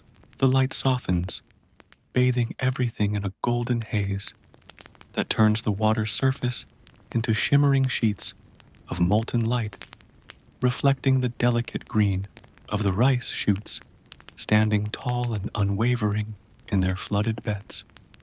Farmers move with calm purpose, their feet sinking gently into the cool, wet earth, hands steady as they plant each seedling with care, born from generations of tradition. The air is thick with the mingled scents of damp soil, fresh herbs, and the faint smoke rising from distant hearths, blending into an invisible tapestry of place and time. Children play along the embankments, their laughter bubbling softly through the stillness as they chase dragonflies and weave crowns of wildflowers, their bare feet stirring the earth in gentle patterns that will soon be smoothed over by the next wave of water and work. An elder watches from beneath a palm frond canopy, his weathered face calm and serene, eyes tracing the slow, measured progress of the workers as they move through the paddies in waves, a living dance of human and nature intertwined. Birds call out in the distance, their songs weaving through the air like threads of light, while insects hum quietly among the tall grasses, their presence subtle yet persistent.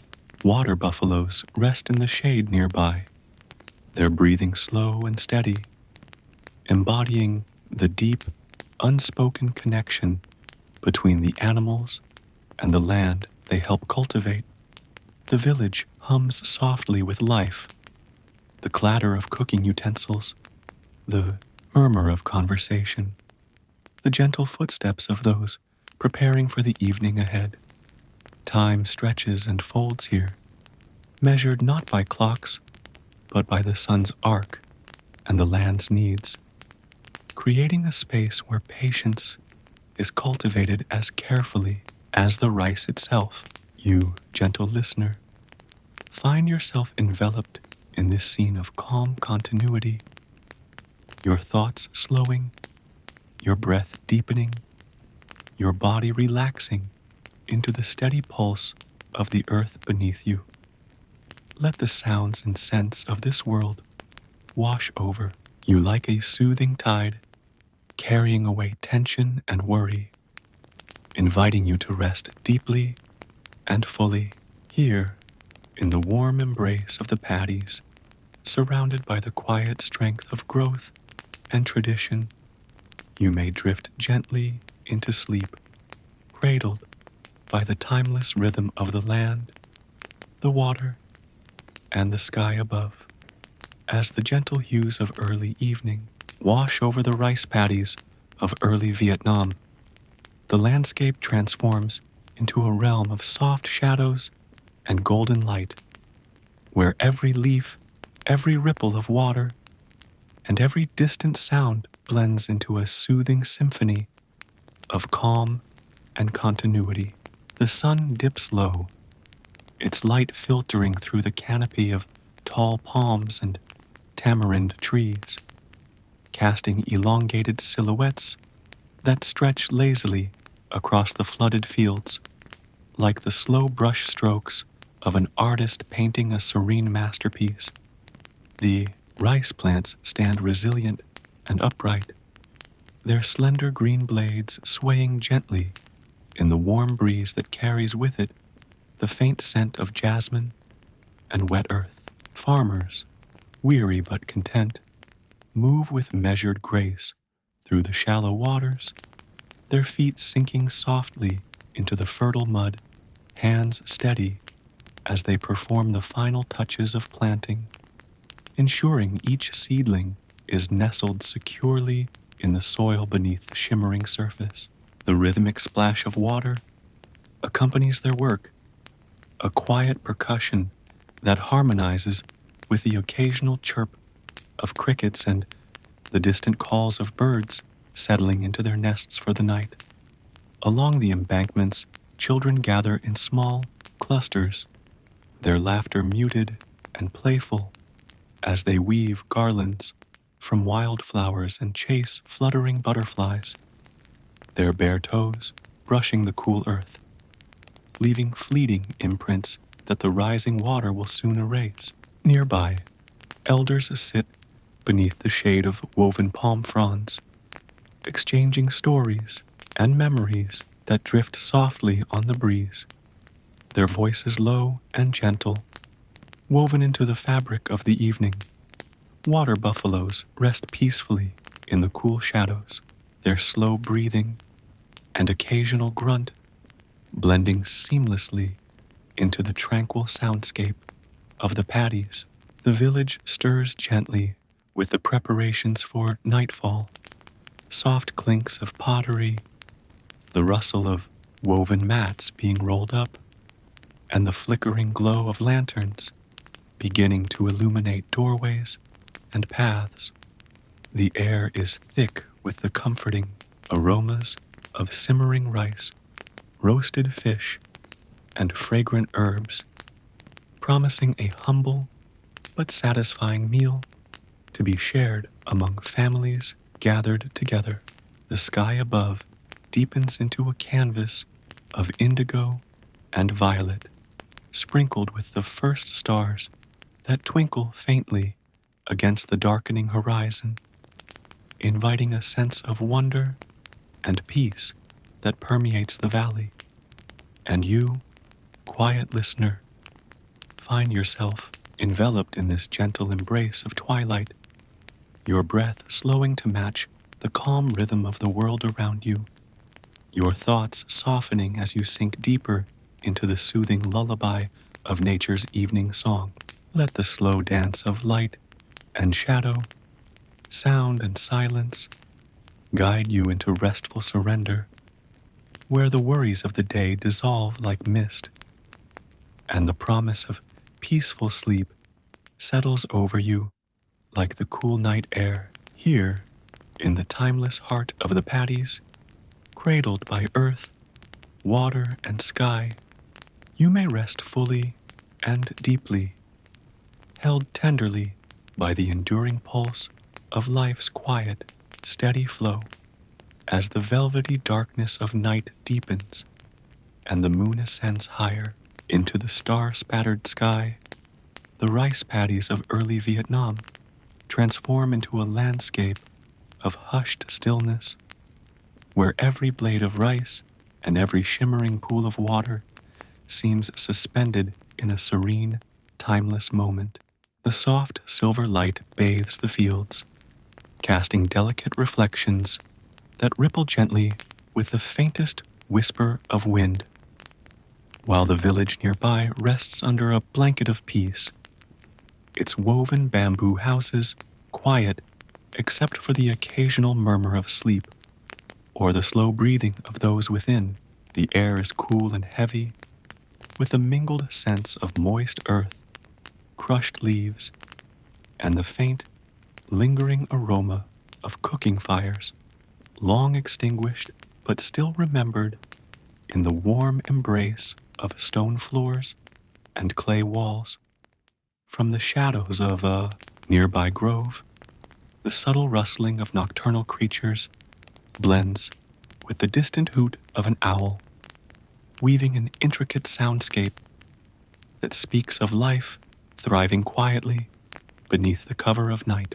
The flooded fields, once alive with the rhythms of planting and tending, now rest in stillness, their glassy surfaces reflecting the myriad stars that glitter like scattered jewels across the heavens. Here and there, the faint glow of fireflies flickers softly, their light dancing in delicate patterns that seem to echo the slow pulse of the earth itself. Within this tranquil scene, the rice plants stand tall and unwavering, their roots deep in the fertile soil below the water's surface, drawing nourishment silently, steadily, as the night guards their growth. A solitary fisherman rows a small bamboo raft along a narrow irrigation canal, his movements smooth and unhurried, leaving behind gentle ripples that momentarily disturb the water's mirror-like calm before settling back into stillness. His lantern glows faintly, casting warm pools of light that flicker against the dark banks lined with reeds and lotus flowers, and his voice rises in a low, melodic chant, a song passed down through generations, meant to soothe the night and honor the land. In the village, a grandmother rocks gently in her wooden chair, her eyes closed as she hums a lullaby that mingles seamlessly with the natural chorus outside, her hands knitting softly in her lap, fingers moving with the quiet assurance of practiced care. Nearby, a group of children sleeps curled together on woven mats, their breathing slow and even, dreams weaving through their minds like the gentle current flowing through the paddies. The bamboo wind chimes, hanging from porch eaves, tinkle faintly with the slightest breeze, their delicate notes threading through the silence like whispered blessings. The night insects continue their chorus, a subtle symphony that rises and falls in waves, lulling the land and all within it deeper into rest. The water, buffalo lie motionless in their pens, the steady rhythm of their breathing blending with the pulse of the earth, creating a foundation of calm that anchors the entire scene. And you, dear listener, find yourself embraced by this profound stillness, your breath sinking with the gentle rhythms of the night, your mind softening as the world around you fades into the quiet depths of sleep. Let the peace of this ancient landscape seep into your being, carrying away tension and worry, grounding you in the steady heartbeat of earth and water. Here, beneath the endless canopy of stars, held by the tender arms of the night, you may surrender fully to rest, wrapped in the gentle lullaby of rice fields under the moonlight, where time slows, worries fade, and sleep comes softly, sure, and deep. As the first pale blush of dawn begins to touch the eastern horizon, soft hues of pink and lavender stretch slowly across the vast expanse of early Vietnam's rice paddies, the land awakening in a gentle, unhurried embrace of morning light. The waterlogged fields glisten with the remnants of night's cool dew, reflecting the delicate colors of the sky like a mirror held close to the earth, while the slender green shoots of rice stand quietly, Bathed in the soft glow of a new day's promise, the village remains hushed, still caught in the final folds of sleep. But the subtle sounds of life, beginning to stir, drift gently through the air. The creak of bamboo shutters opening, the low murmur of voices greeting the dawn, and the rhythmic tapping of wooden tools being readied for another day's work. Farmers, their faces shaded by conical hats woven from palm leaves, step carefully into the shallow, muddy waters of the paddies, their bare feet sinking slightly into the soft earth as they resume the age-old ritual of planting and tending. Each movement is deliberate, reverent, as if paying homage to the land that sustains them and the generations that came before. Nearby, a young mother walks along the narrow earthen paths, dividing the fields, cradling her infant in a sling across her back, her steps slow and steady as she moves toward the well to draw fresh water. Her eyes gleam with the quiet strength of a woman intimately connected to this place, her breath rising softly in rhythm with the gentle breeze that carries the mixed scents of wet soil, blooming flowers, and cooking fires from distant homes. Children, now fully awake, play in the shaded groves, bordering the paddies, their laughter light and carefree as they chase one another among the palm fronds and tamarind trees, their bare feet stirring the earth and their voices weaving a lively tapestry of sound that fills the morning air. An elder sits beneath the wide shade of a banyan tree, sharpening a wooden hoe with slow, methodical strokes, his weathered hands steady and sure as he prepares the tools that will shape the day's labor. The water buffalo stir in their pens, their heavy breaths and occasional low grunts adding to the gentle symphony of awakening life. Overhead, birds take flight from their roosts, their wings beating softly as they soar across the pastel sky, their calls rising in a harmonious chorus that heralds the sun's steady climb. The canal water flows steadily through the irrigation channels, its clear, cool presence a lifeline for the young rice plants and a reminder of the land's enduring generosity. The village slowly comes alive.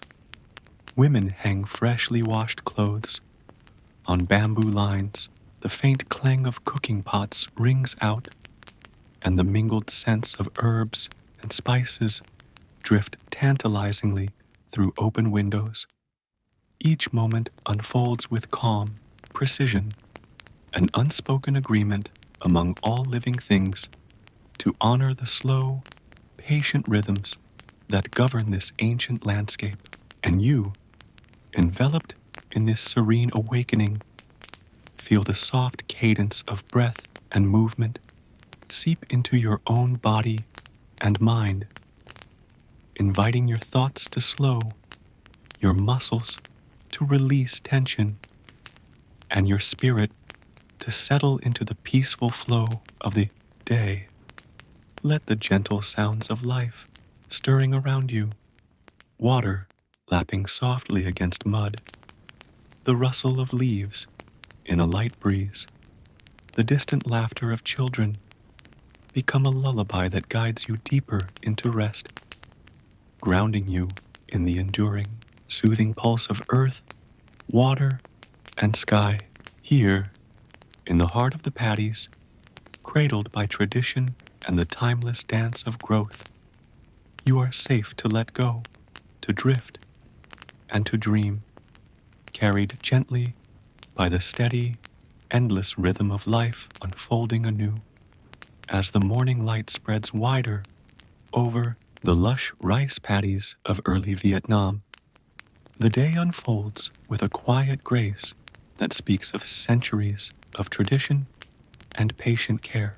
The sun, now climbing steadily in the pale blue sky casts a warm, golden glow that dances softly on the surface of the flooded fields, turning each puddle of water into a glittering mosaic of reflections. The slender green rice shoots sway gently in the light breeze, their blades sharp and vibrant against the soft earth beneath the water. Farmers move methodically through the fields, their feet sinking into the cool, thick mud with each careful step, hands steady and practiced as they place seedlings into the earth, nurturing the promise of the season.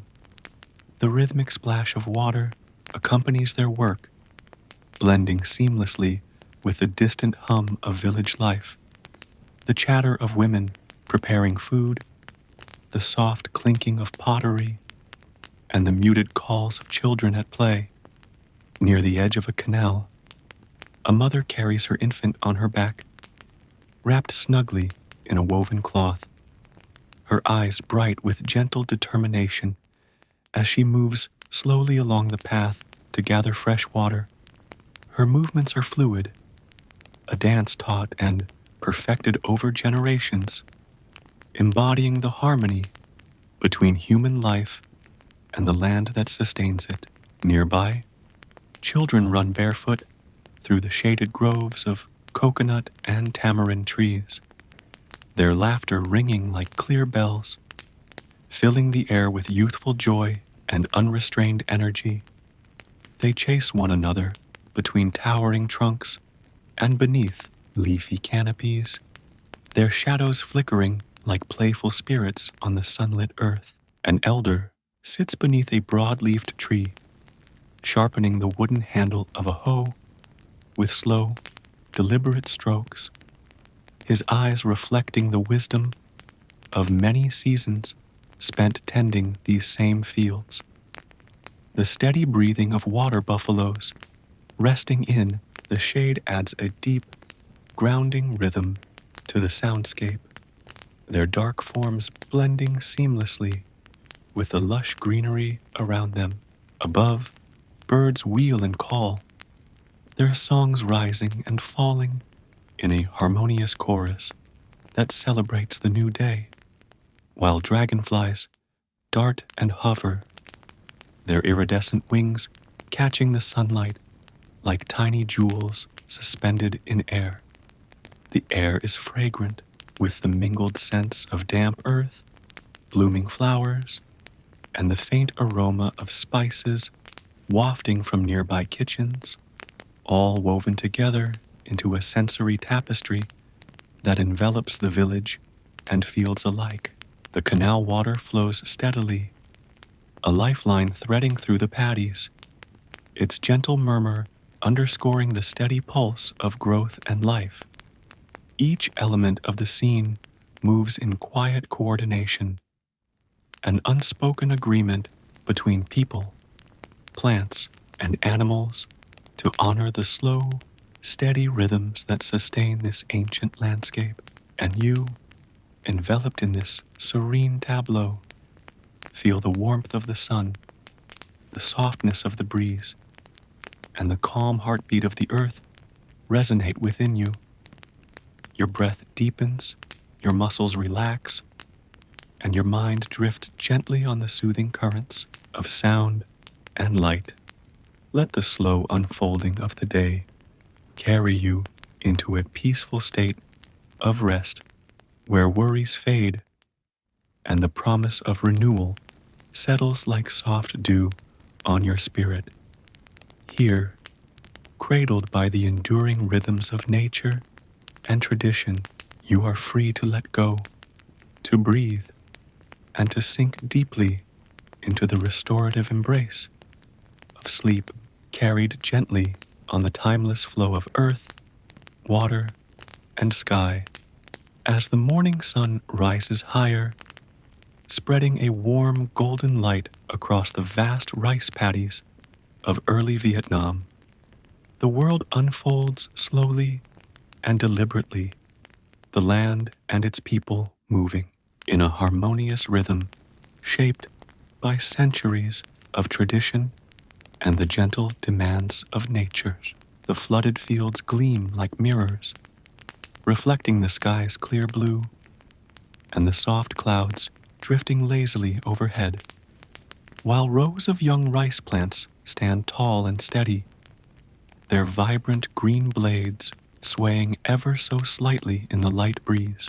Farmers, their wide-brimmed hats shielding them from the sun's increasing warmth, wade carefully through the shallow waters, their feet sinking softly into the fertile mud beneath as they plant seedlings with practiced, gentle hands. Each movement is purposeful and unhurried, a quiet dance between human and earth that has been performed countless times before. Along the narrow paths dividing the paddies, children play and explore, their laughter ringing softly through the air as they chase dragonflies or examine colorful beetles crawling over the leaves. Nearby, elders sit beneath the shade of palm trees, sharing stories and memories in low voices, their eyes reflecting the wisdom of years spent tending these same fields. Water buffaloes roam slowly through the fields, their heavy steps pressing into the soft earth, while birds sing from the treetops, their melodies weaving through the morning light. The village hums with quiet activity. Women prepare meals, men repair tools, and the scent of cooking rice and fresh herbs drifts through the air, blending with the earthy aroma of the paddies themselves. In this moment, time seems to stretch and soften, measured not by clocks, but by the slow, steady pulse of growth and life. The rice plants, nurtured by water and care, grow silently and surely, embodying a cycle of renewal that connects past, present, and future. You, listening quietly from this peaceful place, feel your breath slow, your body relax, and your thoughts drift gently like leaves floating on a calm stream. Let the soothing sounds and sights of the paddies, water rippling, leaves rustling, voices murmuring, wash over you, carrying away tension and inviting deep rest. Here, surrounded by the enduring beauty of the land and the quiet strength of its people, you are free to surrender fully to sleep, cradled by the timeless rhythm of earth and water, light and shadow. As the sun climbs steadily into the late morning sky, casting its warm light across the expansive rice paddies of early Vietnam, the world unfolds with a gentle, rhythmic pulse that mirrors the timeless cycle of planting and growth.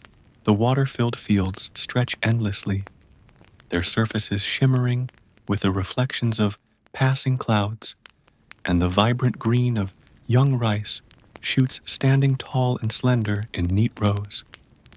Farmers, wearing traditional conical hats woven from palm leaves, move with slow, deliberate care through the shallow waters, their bare feet sinking softly into the rich, muddy soil beneath as they plant seedlings with a practiced grace. Each motion is both purposeful and tender, a quiet conversation between human and earth that has been spoken across generations. The air is filled with the earthy scent of wet soil mingled with the delicate fragrance of blooming jasmine and freshly harvested herbs carried gently on the breeze that stirs the leaves of nearby coconut and tamarind trees. Birds call softly from the treetops, their melodies weaving through the ambient sounds of water lapping against the embankments and the faint rustling of bamboo stalks swaying in the wind. Children play along the edges of the paddies, their laughter light and carefree as they chase one another, and explore the natural world around them, their bare feet leaving fleeting imprints on the damp earth. Elders sit quietly beneath the shade of woven palm fronds, their faces etched with the wisdom of years, sharing stories and observing the daily rhythm of life that unfolds before them. Water buffaloes rest patiently nearby, their heavy breaths and slow movements a steady presence amidst the vibrant activity of the fields. In the distance, smoke rises lazily from village kitchens where meals are being prepared.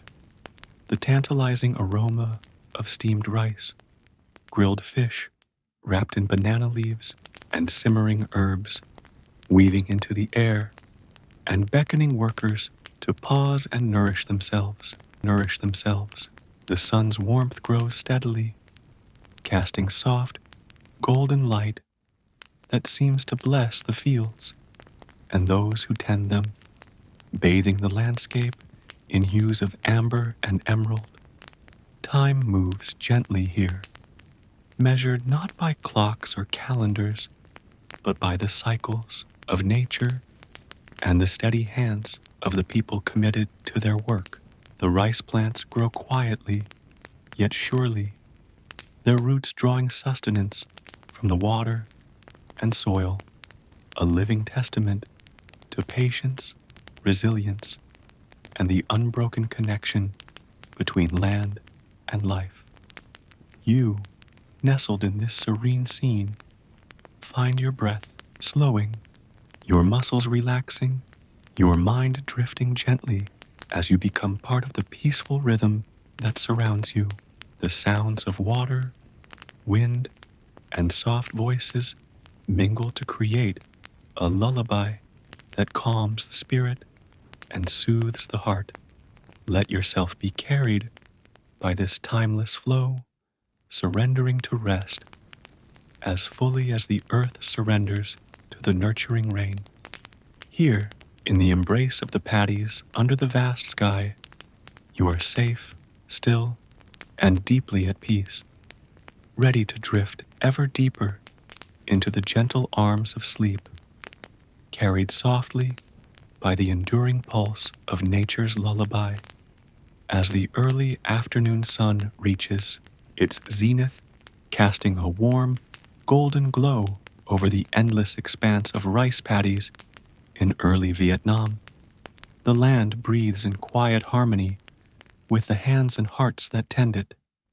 The flooded fields shimmer like liquid glass, mirroring the vast blue sky above, scattered with soft, cotton-like clouds drifting lazily on a gentle breeze.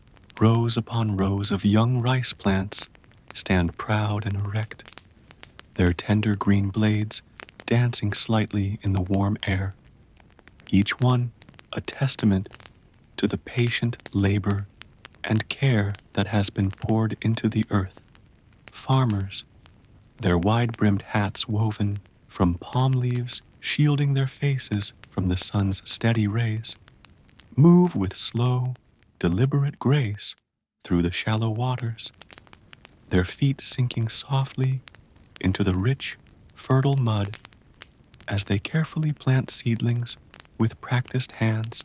Every motion is an expression of reverence, each seedling pressed gently into the waterlogged soil carries the weight of generations who have passed down these traditions. The rhythm of planting connecting past, present, and future in an unbroken thread. The air is rich with the mingling scents of wet earth, blooming flowers, and the faint sweetness of ripening fruit, carried on the soft breeze that rustles through the nearby coconut and tamarind trees. Birds flit from branch to branch, their songs weaving a gentle melody that harmonizes with the subtle splash of water disturbed by the farmer's feet. Nearby, children laugh and chase one another along the muddy banks, their joyous cries rising and falling like waves infusing the tranquil landscape with vibrant energy. Under the shade of a woven palm canopy, elders sit quietly, their faces lined with the wisdom of many seasons spent nurturing both land and community. Their voices rise, occasionally in soft conversation, stories exchanged with laughter, and the comfortable silence of shared experience. Water buffaloes rest patiently in the shade, their heavy breaths mingling with the ambient sounds of the paddies, a steady presence that grounds the scene in timeless continuity. The village stirs gently in the distance, smoke curling upward from kitchen fires, mingling with the fresh scent of steamed rice and herbs, promising nourishment and rest at day's end.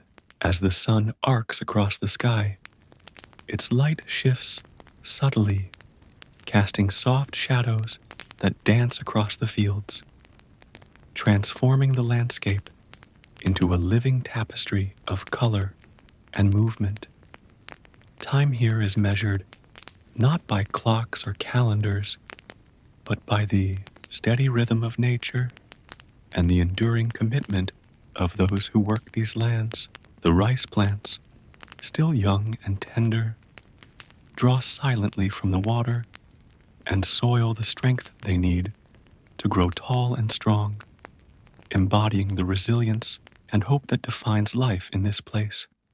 And you, gentle listener, find yourself enveloped in this serene moment, your breath slowing to match the calm pace of the day, your muscles releasing tension as the peaceful symphony of water, wind, and life lulls you toward rest. Let the soft murmur of nature's lullaby wash over you, carrying away worries and stirring a deep sense of calm. Here, in the heart of the paddies, cradled by earth and sky, you are safe to surrender fully to the gentle embrace of sleep, held tenderly by the timeless dance of growth and renewal that sustains all living things. As the afternoon wanes and the sun begins its slow descent toward the distant horizon, casting long, soft shadows across the endless rice paddies of early Vietnam, the landscape seems to exhale with a calm, measured breath, settling into a gentle lull that mirrors the steady rhythm of life unfolding within it.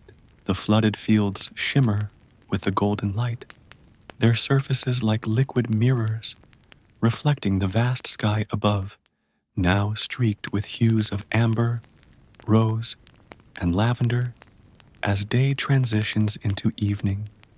Rows of young rice plants sway gently in the warm breeze, their vibrant green blades catching the light with a subtle brilliance that speaks of growth, patience, and the promise of harvests yet to come.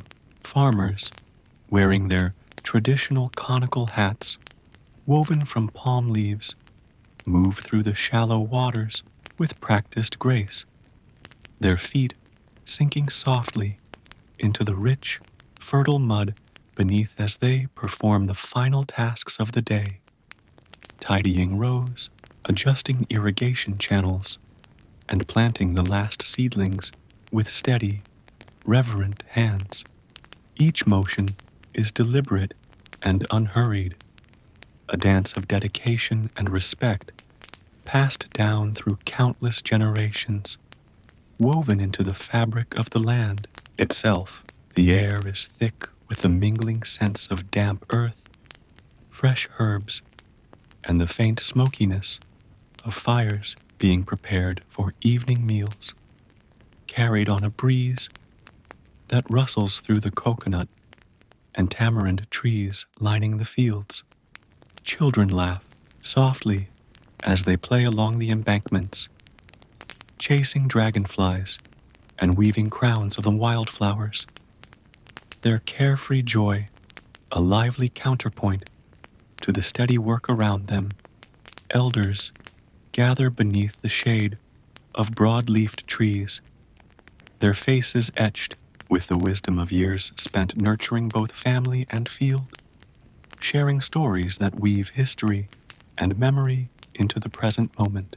Water buffaloes rest peacefully nearby, their deep, rhythmic breathing a soothing presence that grounds the scene in timeless continuity. The village itself hums gently with the sounds of daily life, clinking pottery, murmured conversations, the scent of cooking rice, and fragrant herbs filling the air, promising comfort and nourishment as the sun continues its descent, casting a warm, amber glow that softens the edges of the world. Time seems to stretch and fold, measured not by clocks, but by the patient pulse of nature and the enduring commitment of those who tend these fields. The rice plants, rooted firmly in their watery beds, draw strength silently from the earth and water, embodying resilience and hope as they grow steadily toward maturity. And you, quiet listener, are cradled in this serene moment, your breath deepening and slowing, your body relaxing as the peaceful symphony of water, wind, and life washes over you like a gentle tide. Let the soft whispers of nature's lullaby soothe your mind, carrying you gently into rest, where worries dissolve like mist, and sleep unfolds softly, tenderly, like the petals of a blooming lotus, embraced by the stillness of the evening. As the evening deepens and the sky transforms into a vast canvas of deep blues and purples, dotted with the first twinkling stars, the rice paddies of early Vietnam settle into a gentle hush that envelops the landscape like a soft, comforting blanket. The golden light of the setting sun fades slowly, replaced by the cool, silver glow of the moon, which casts delicate reflections across the flooded fields, turning each ripple and blade of rice into shimmering threads of light woven across the water's surface. The air is rich with the earthy scent of wet soil, mingled with the faint fragrance of blooming jasmine and lemongrass, carried softly on a breeze that rustles the leaves of coconut and tamarind trees, creating a soothing symphony of natural sounds that lulls the land into peaceful rest. Farmers, their day's labor complete, move slowly along the earthen paths dividing the paddies, their footsteps quiet against the soft mud as they return to their homes, heads bowed slightly beneath conical hats woven with the patterns of their ancestors. Children gather in small clusters near the village, their laughter gentle and fading as they prepare for the coming night, their faces flushed with the warmth of play and the satisfaction of a day well spent. The village itself hums softly with life. Lamps flicker to life behind woven bamboo screens, the faint clatter of cooking utensils mingling with low murmurs of conversation, and the comforting aroma of steaming rice and roasted fish drifting through open windows. Beneath the shade of tall palms, elders sit in quiet companionship, sharing stories and memories that bridge generations, their voices a gentle thread weaving past and present into the fabric of community. Water buffaloes rest in the cool shadows of bamboo groves, their heavy breathing a steady, grounding presence that echoes the slow, unchanging rhythm of the land itself. Overhead, the stars brighten, casting a serene light that seems to watch over the paddies and the village alike. offering a silent promise of renewal and continuity. The rice plants stand tall and still in their watery beds, their roots drawing nourishment silently from the fertile soil below as they prepare for the coming days of growth and harvest. In this moment, time seems to slow to a gentle pulse, measured not by clocks, but by the enduring cycles of nature and the steadfast dedication of those who live in harmony with the land, with the land.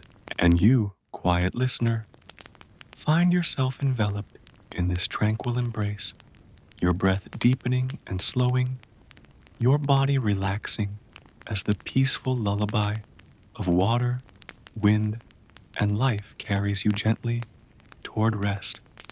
Let the soft sounds of evening, rippling water, rustling leaves, distant voices wash over you, carrying away tension and inviting deep, restorative sleep. Here, in the heart of the paddies, under the vast, starry sky, you are safe to surrender fully to the gentle rhythm of night, held tenderly by the timeless dance of growth, renewal, and peace. As the deep night stretches over the serene rice paddies of early Vietnam, the world seems to pause in a stillness so profound it feels as if time itself has folded quietly into the dark, holding its breath alongside the earth beneath a sky brimming with stars. The moon hangs low and luminous, its gentle light casting silver patterns across the flooded fields, where each blade of rice stands like a tiny sentinel, steadfast and patient in the cool embrace of night. The water's surface, smooth and glassy, mirrors the infinite expanse above, capturing the flicker of distant constellations and the soft glow of fireflies that dance lazily in the humid air. The village, nestled at the paddy's edge, rests deeply. Woven bamboo walls enclose families wrapped in blankets, woven from palm fibers, their breaths slow and even, minds adrift in dreams carried by the gentle night breeze. The faint murmur of a lullaby drifts from a doorway, a grandmother's soft voice weaving ancient stories that curl gently around the ears of sleeping children, stories of harvests past and seasons yet to come, of ancestors who first bent these fields to their will with hands calloused and hearts full of hope. Outside, the occasional rustle of a nocturnal creature moving through the underbrush mingles with the steady chorus of crickets and frogs, a symphony of life that underscores the night's calm. Water buffaloes lie motionless beneath the shade of tall palms, their steady breathing a rhythmic anchor to the otherwise still landscape, while the narrow irrigation canals carry water gently through the fields, their soft gurgling a lullaby sung to the roots of the young rice. A solitary figure moves quietly along a path, carrying a lantern whose warm glow barely disturbs the profound darkness, pausing briefly to gaze upward at the vast sky, as if seeking silent communion with the stars. The air is cool and fragrant, with the scent of damp earth, crushed herbs, and the lingering warmth of day, inviting all living things to rest in the deep embrace of night's hush. The rice plants, though silent and still, continue their hidden work beneath the water, drawing nourishment from the fertile soil, growing steadily in the quiet patience that defines the very rhythm of life here. And you, gentle listener, find yourself wrapped in this profound stillness, your breath slowing to match the steady pulse of the earth, your muscles unwinding, your mind softening like the gentle swell of waves beneath the moonlight. Let the peaceful chorus of night, water, wind, whispering leaves, carry you deeper into rest, cradled by the timeless dance of growth and renewal, as the paddies and the village sleep beneath the vast, star-strewn sky, holding you safe in the tender arms of earth and sky alike. As the first soft light of dawn begins to seep gently over the horizon, casting a pale glow that slowly transforms the deep shadows of night into the muted colors of morning, the rice paddies of early Vietnam stir quietly to life, awakening with a calm that feels both timeless and tender. The flooded fields glisten with the lingering dew, their surfaces smooth and reflective, like glass, mirroring the delicate blush of the sky as it shifts from indigo to hues of pink and gold. Rows of young rice shoots stand tall and vibrant, their green blades stretching upwards as if greeting the new day with silent hope and resilience, each one rooted deeply in the fertile, waterlogged soil below. The village nestled nearby remains still, its woven bamboo homes wrapped in the soft hush of early morning. But already there are signs of life stirring within, faint rustlings as curtains are drawn aside, gentle footsteps on earthen floors, and the muted clatter of pottery as meals are prepared to greet the dawn. Farmers emerge slowly from their homes, their faces shaded beneath the broad, conical hats crafted from palm leaves, their movements deliberate and unhurried as they make their way toward the paddies. Bare feet press softly into the cool mud, toes curling into the rich earth as they begin the day's work with a quiet reverence born from centuries of tradition. The air is filled with the subtle fragrances of wet soil, fresh herbs, and the faint, sweet aroma of jasmine blossoms carried on a light breeze that rustles the leaves of nearby coconut and tamarind trees. Birds awaken with gentle song, their melodies weaving through the morning air, blending seamlessly with the soft splash of water disturbed by the careful steps of the workers. Children, bright-eyed and eager, play along the banks of the fields, their laughter a lively contrast to the steady rhythm of planting, their small hands gathering wildflowers and weaving simple crowns that crown their heads in celebration of the new day. Elders gather beneath the shade of broad palm fronds, sharing stories and wisdom in low voices, their faces etched with the lines of many seasons spent nurturing both land and community. Water buffaloes stretch and yawn before settling into their daily routines, their heavy breaths and slow movements a steady presence in the unfolding landscape. The village hums softly with the sounds of morning preparations, the clinking of cooking utensils, the murmur of conversation, and the gentle rustle of woven mats being rolled and stored. The sun climbs higher, its warm light bathing the paddies in a golden glow that seems to infuse every blade of rice, every drop of water, every breath taken by those who live and work here. Time moves with gentle grace in this place, measured not by clocks, but by the enduring cycles of nature and the deep connection between people and land.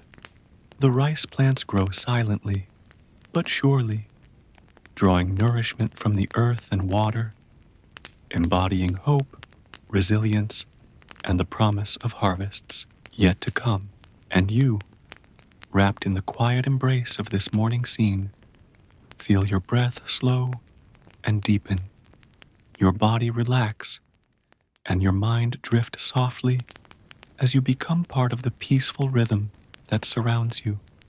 Let the gentle sounds and scents of the paddies, water rippling, leaves rustling, birds singing, carry you into a state of restful calm, inviting you to surrender fully to the soothing lullaby of earth and skies. Here, in the heart of the paddies, under the vast morning sky, you are safe to rest, to dream, and to awaken refreshed, cradled by the timeless dance of growth, renewal, and peace.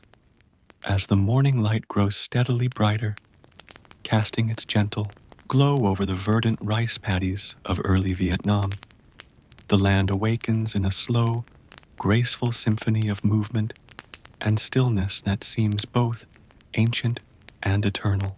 The flooded fields stretch endlessly, their surfaces shimmering like liquid glass under the sun's soft caress, reflecting the wispy clouds drifting lazily across the blue sky.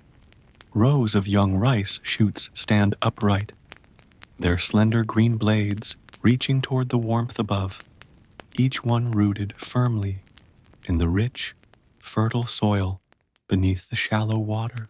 Farmers, faces shaded by conical hats woven from palm leaves, move with deliberate care through the paddies, their bare feet sinking softly into the cool mud as they plant seedlings with practiced, gentle hands. Each motion is infused with reverence and purpose, a quiet dialogue between human and earth that has been spoken through generations, a ritual woven into the very fabric of the land.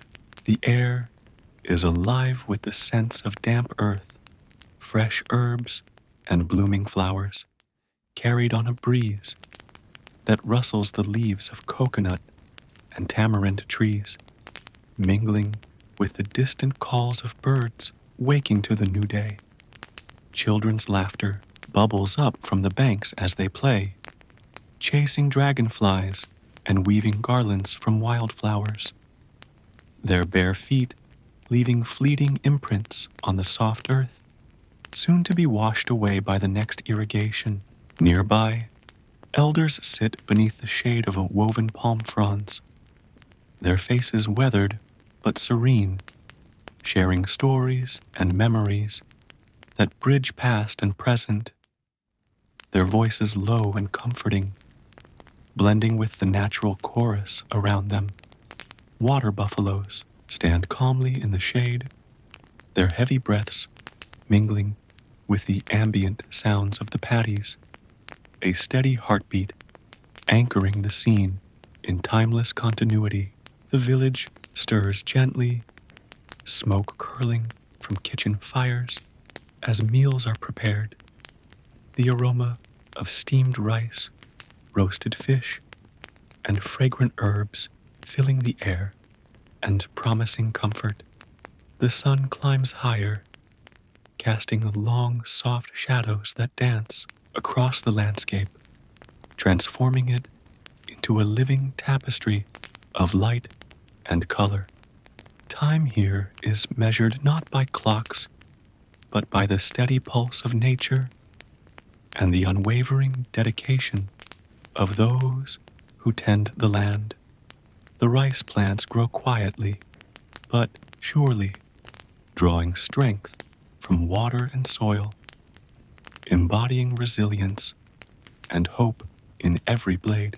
And you, gentle listener, find yourself immersed in this peaceful scene, your breath slowing to match the calm rhythm of the day, your body relaxing as the soothing sounds of water, wind, and life wash over you like a gentle tide.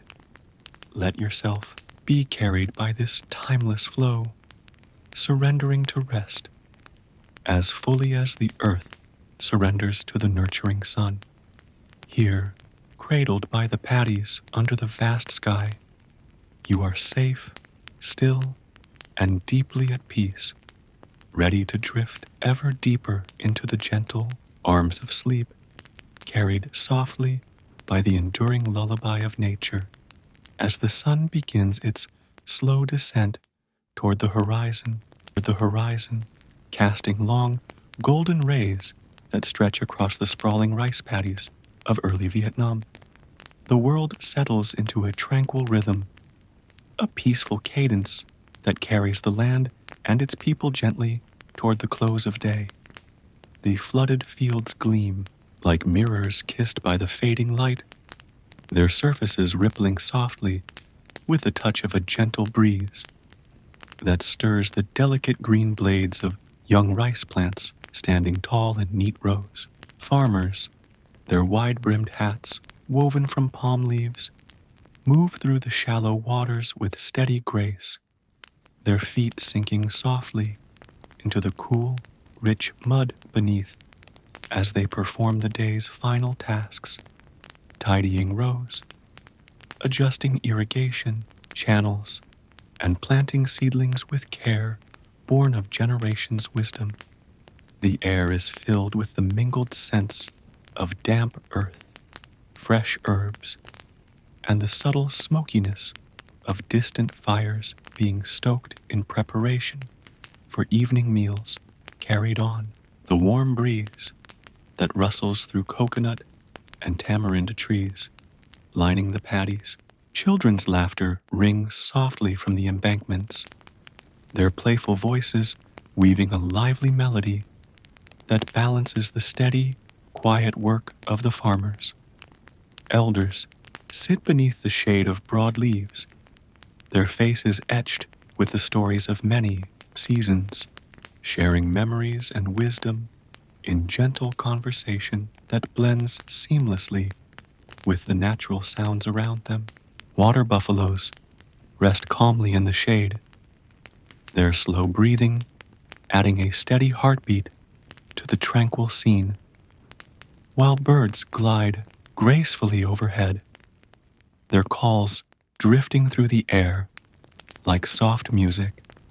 The village hums softly with life, the clink of cooking pots, the murmur of voices, and the flicker of lantern light beginning to illuminate doorways and pathways. As the sun lowers further, the sky fills with a palette of warm colors, amber, rose, and soft lavender, casting a serene glow that wraps the land in comfort and calm. Time here moves not by clocks, but by the enduring cycles of nature and the steadfast dedication of those who live in harmony with the land. The rice plants, rooted firmly in their watery beds, draw the nourishment silently from earth and water, embodying resilience, hope, and the promise of harvests yet to come. And you, quiet listener, find yourself enveloped in this serene moment, your breath deepening and slowing, your body relaxing as the peaceful symphony of water, wind, and life carries you gently toward rest. Let the soft sounds and scents of the paddies, rippling water, rustling leaves, distant voices wash over you, carrying away tension and inviting deep, restorative sleep. Here, cradled by earth, water, and sky beneath the vast evening heavens, you are safe to surrender fully to the gentle embrace of night, held tenderly by the timeless dance of growth, renewal, and peace. As twilight deepens and the sky dims into a soft, velvety blue, the rice paddies of early Vietnam settle into a profound and tranquil stillness, a gentle pause between the vibrant activity of day and the quiet mystery of night. The flooded fields stretch out like shimmering glass, reflecting the fading colors of the sky and the first twinkling stars that begin to peek through the gathering dusk. Rows of rice plants stand like silent sentinels, their slender green blades barely moving in the cool evening breeze that carries the mingled scents of damp earth, blooming jasmine, and the faint smokiness of distant fires. The village nestled at the paddy's edge glows softly with lantern light, woven bamboo walls sheltering families wrapped in blankets of woven palm fibers, their breaths slow and even as sleep begins to settle over them. The murmured lullabies of elders drift through open doorways, soft voices weaving ancient stories and gentle wishes into the night air. Stories of harvests past, of ancestors who first tilled these fields, and of the enduring bond between people and land. Outside, the occasional rustle of nocturnal creatures blends with the steady chorus of crickets and frogs, their songs a soothing symphony that blankets the landscape in calm. Water buffaloes lie quietly in shaded pens, their heavy breathing a steady rhythm anchoring the night, while the irrigation canals carry water gently through the fields, their soft gurgling a lullaby sung to the roots of the rice. Fireflies begin to flicker among the tall grasses, their delicate lights dancing like scattered stars close to the earth, adding a magical shimmer to the darkening fields. The rice plants, though still, continue their silent growth beneath the surface, drawing nourishment from the fertile soil, embodying the patient resilience of life itself. A solitary figure walks slowly along a narrow path, carrying a lantern whose warm glow casts long shadows, pausing briefly to gaze upward at the sky, as if seeking silent communion with the vast expanse above. The air is cool and fragrant, inviting all living things to rest deeply within the tender embrace of night's hush. And you, dear listener, find yourself wrapped in this profound stillness, your breath slowing to match the steady heartbeat of the earth, your muscles relaxing as the peaceful chorus of water, wind, and life lulls you deeper into restful sleep. Let the quiet majesty of this ancient landscape seep into your being, carrying away worries and soothing your spirit. Here, beneath the endless canopy of stars and the gentle watch of the moon, you are safe to surrender fully to the calm and gentle rhythm of night, held tenderly by the enduring dance of growth, renewal, and peace. As the deep velvet of night stretches fully across the valley, the rice paddies of early Vietnam lie in a peaceful, undisturbed slumber, the world wrapped softly in a cocoon of silence and gentle shadows. The moon hangs high and luminous, casting a silvery glow that flickers over the flooded fields, where each blade of rice stands like a patient guardian rooted in the fertile soil beneath the still waters. The surface of the paddies reflects the countless stars scattered across the sky, each one twinkling softly like a quiet promise, while gentle ripples, caused by a drifting fish or a silent breeze, disturb the mirror-like water only momentarily before calm returns. Nearby, the village rests under woven bamboo roofs, the faint flicker of lantern light casting warm halos that barely touch the cool night air. Inside the homes, families are enveloped in sleep, their breaths slow and even, minds drifting through dreams carried on the soft currents of night. A grandmother's lullaby, low and soothing, weaves through the stillness, a timeless song that connects generations and comforts young and old alike. Outside, the natural symphony of nocturnal life unfolds. Crickets chirp in steady rhythm, frogs croak softly from hidden pools, and the occasional rustle of small creatures moving through the underbrush adds gentle texture to the night's quiet. Water buffaloes lie motionless beneath the canopy of palm trees, their slow, steady breathing blending seamlessly with the pulse of the earth itself.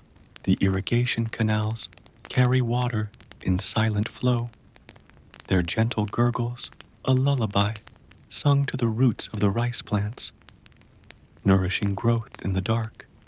Fireflies dot the fields with flickering lights, their delicate glow weaving patterns that dance with the stars overhead. A solitary figure moves quietly along a narrow path, carrying a lantern whose warm, steady light casts long shadows and seems to invite silent reflection beneath the vast sky. The air is thick with the scent of damp earth, crushed herbs, and the fading warmth of day, a fragrance that wraps the landscape in comfort and calm. The rice plants stand tall and still, embodying resilience and patience as they grow steadily beneath the watchful eyes of the moon and stars. And you, dear listener, find yourself embraced by this profound stillness, your breath slowing to match the rhythm of the night, your body relaxing deeply as the peaceful chorus of water, wind, and life carries you gently toward rest. Let the gentle sounds and sensations of this ancient landscape wash over you like a soft wave, carrying away tension and inviting deep, restorative sleep. Here, in the heart of the paddies, beneath the endless canopy of stars, you are safe to surrender fully to the timeless dance of growth, renewal, and peace that cradles all living things in its tender embrace. As the first light of dawn gently creeps across the horizon, casting a soft, rosy glow over the expansive rice paddies of early Vietnam, the world seems to breathe anew with quiet reverence for the cycles of life that have sustained generations. The flooded fields shimmer under the tender caress of morning light, their mirror-like surfaces reflecting the delicate hues of the awakening sky. Soft pinks, pale oranges, and gentle blues blending seamlessly into a peaceful panorama. Rows of young rice shoots stand tall and vibrant, their slender green blades stretching upwards, as if reaching to embrace the promise of the new day. The air is filled with the subtle fragrance of wet earth, mingled with the faint sweetness of blooming jasmine and fresh herbs, carried gently on a breeze that rustles the leaves of nearby coconut and tamarind trees. Farmers, their faces shaded by conical hats woven from palm leaves, move slowly and deliberately through the shallow waters, their bare feet sinking softly into the cool, rich mud as they plant seedlings with practiced grace and care. Each motion is a quiet act of devotion, connecting them to the land and to the countless hands that have tended these fields before them. Children's laughter dances lightly through the air as they play along the embankments, chasing dragonflies and weaving crowns from wildflowers, their bright eyes sparkling with the joy of simple pleasures. Elders sit beneath the shade of broad palms, sharing stories and wisdom in gentle voices that weave history and memory into the fabric of the present moment. Water buffaloes rest peacefully nearby, their steady breathing grounding the scene in a timeless rhythm. The village hums softly with the sounds of morning preparations, the clatter of cooking pots, the murmur of conversations, and the scent of steaming rice and roasted fish wafting through open windows. The sun climbs steadily, bathing the paddies in warm, golden light that seems to bless the land and all who care for it. Time moves here with gentle grace, measured not by clocks, but by the enduring cycles of nature and the steadfast commitment of those who live in harmony with the earth. The rice plants grow silently, but surely, drawing nourishment from the soil and water, embodying hope, resilience, and the promise of harvests yet to come. And you, dear listener, find yourself enveloped in this serene tableau, your breath slowing, your body relaxing, and your mind drifting softly as you become part of the peaceful rhythm that surrounds you. Let the gentle sounds and scents of the paddies, water rippling, leaves rustling, birds singing, carry you into restful calm, inviting you to surrender fully to the soothing lullaby of earth and skies. Here, cradled by the paddies under the vast morning sky, you are safe to rest, to dream, and to awaken, refreshed, held tenderly by the timeless dance of growth, renewal, and peace that sustains all living things.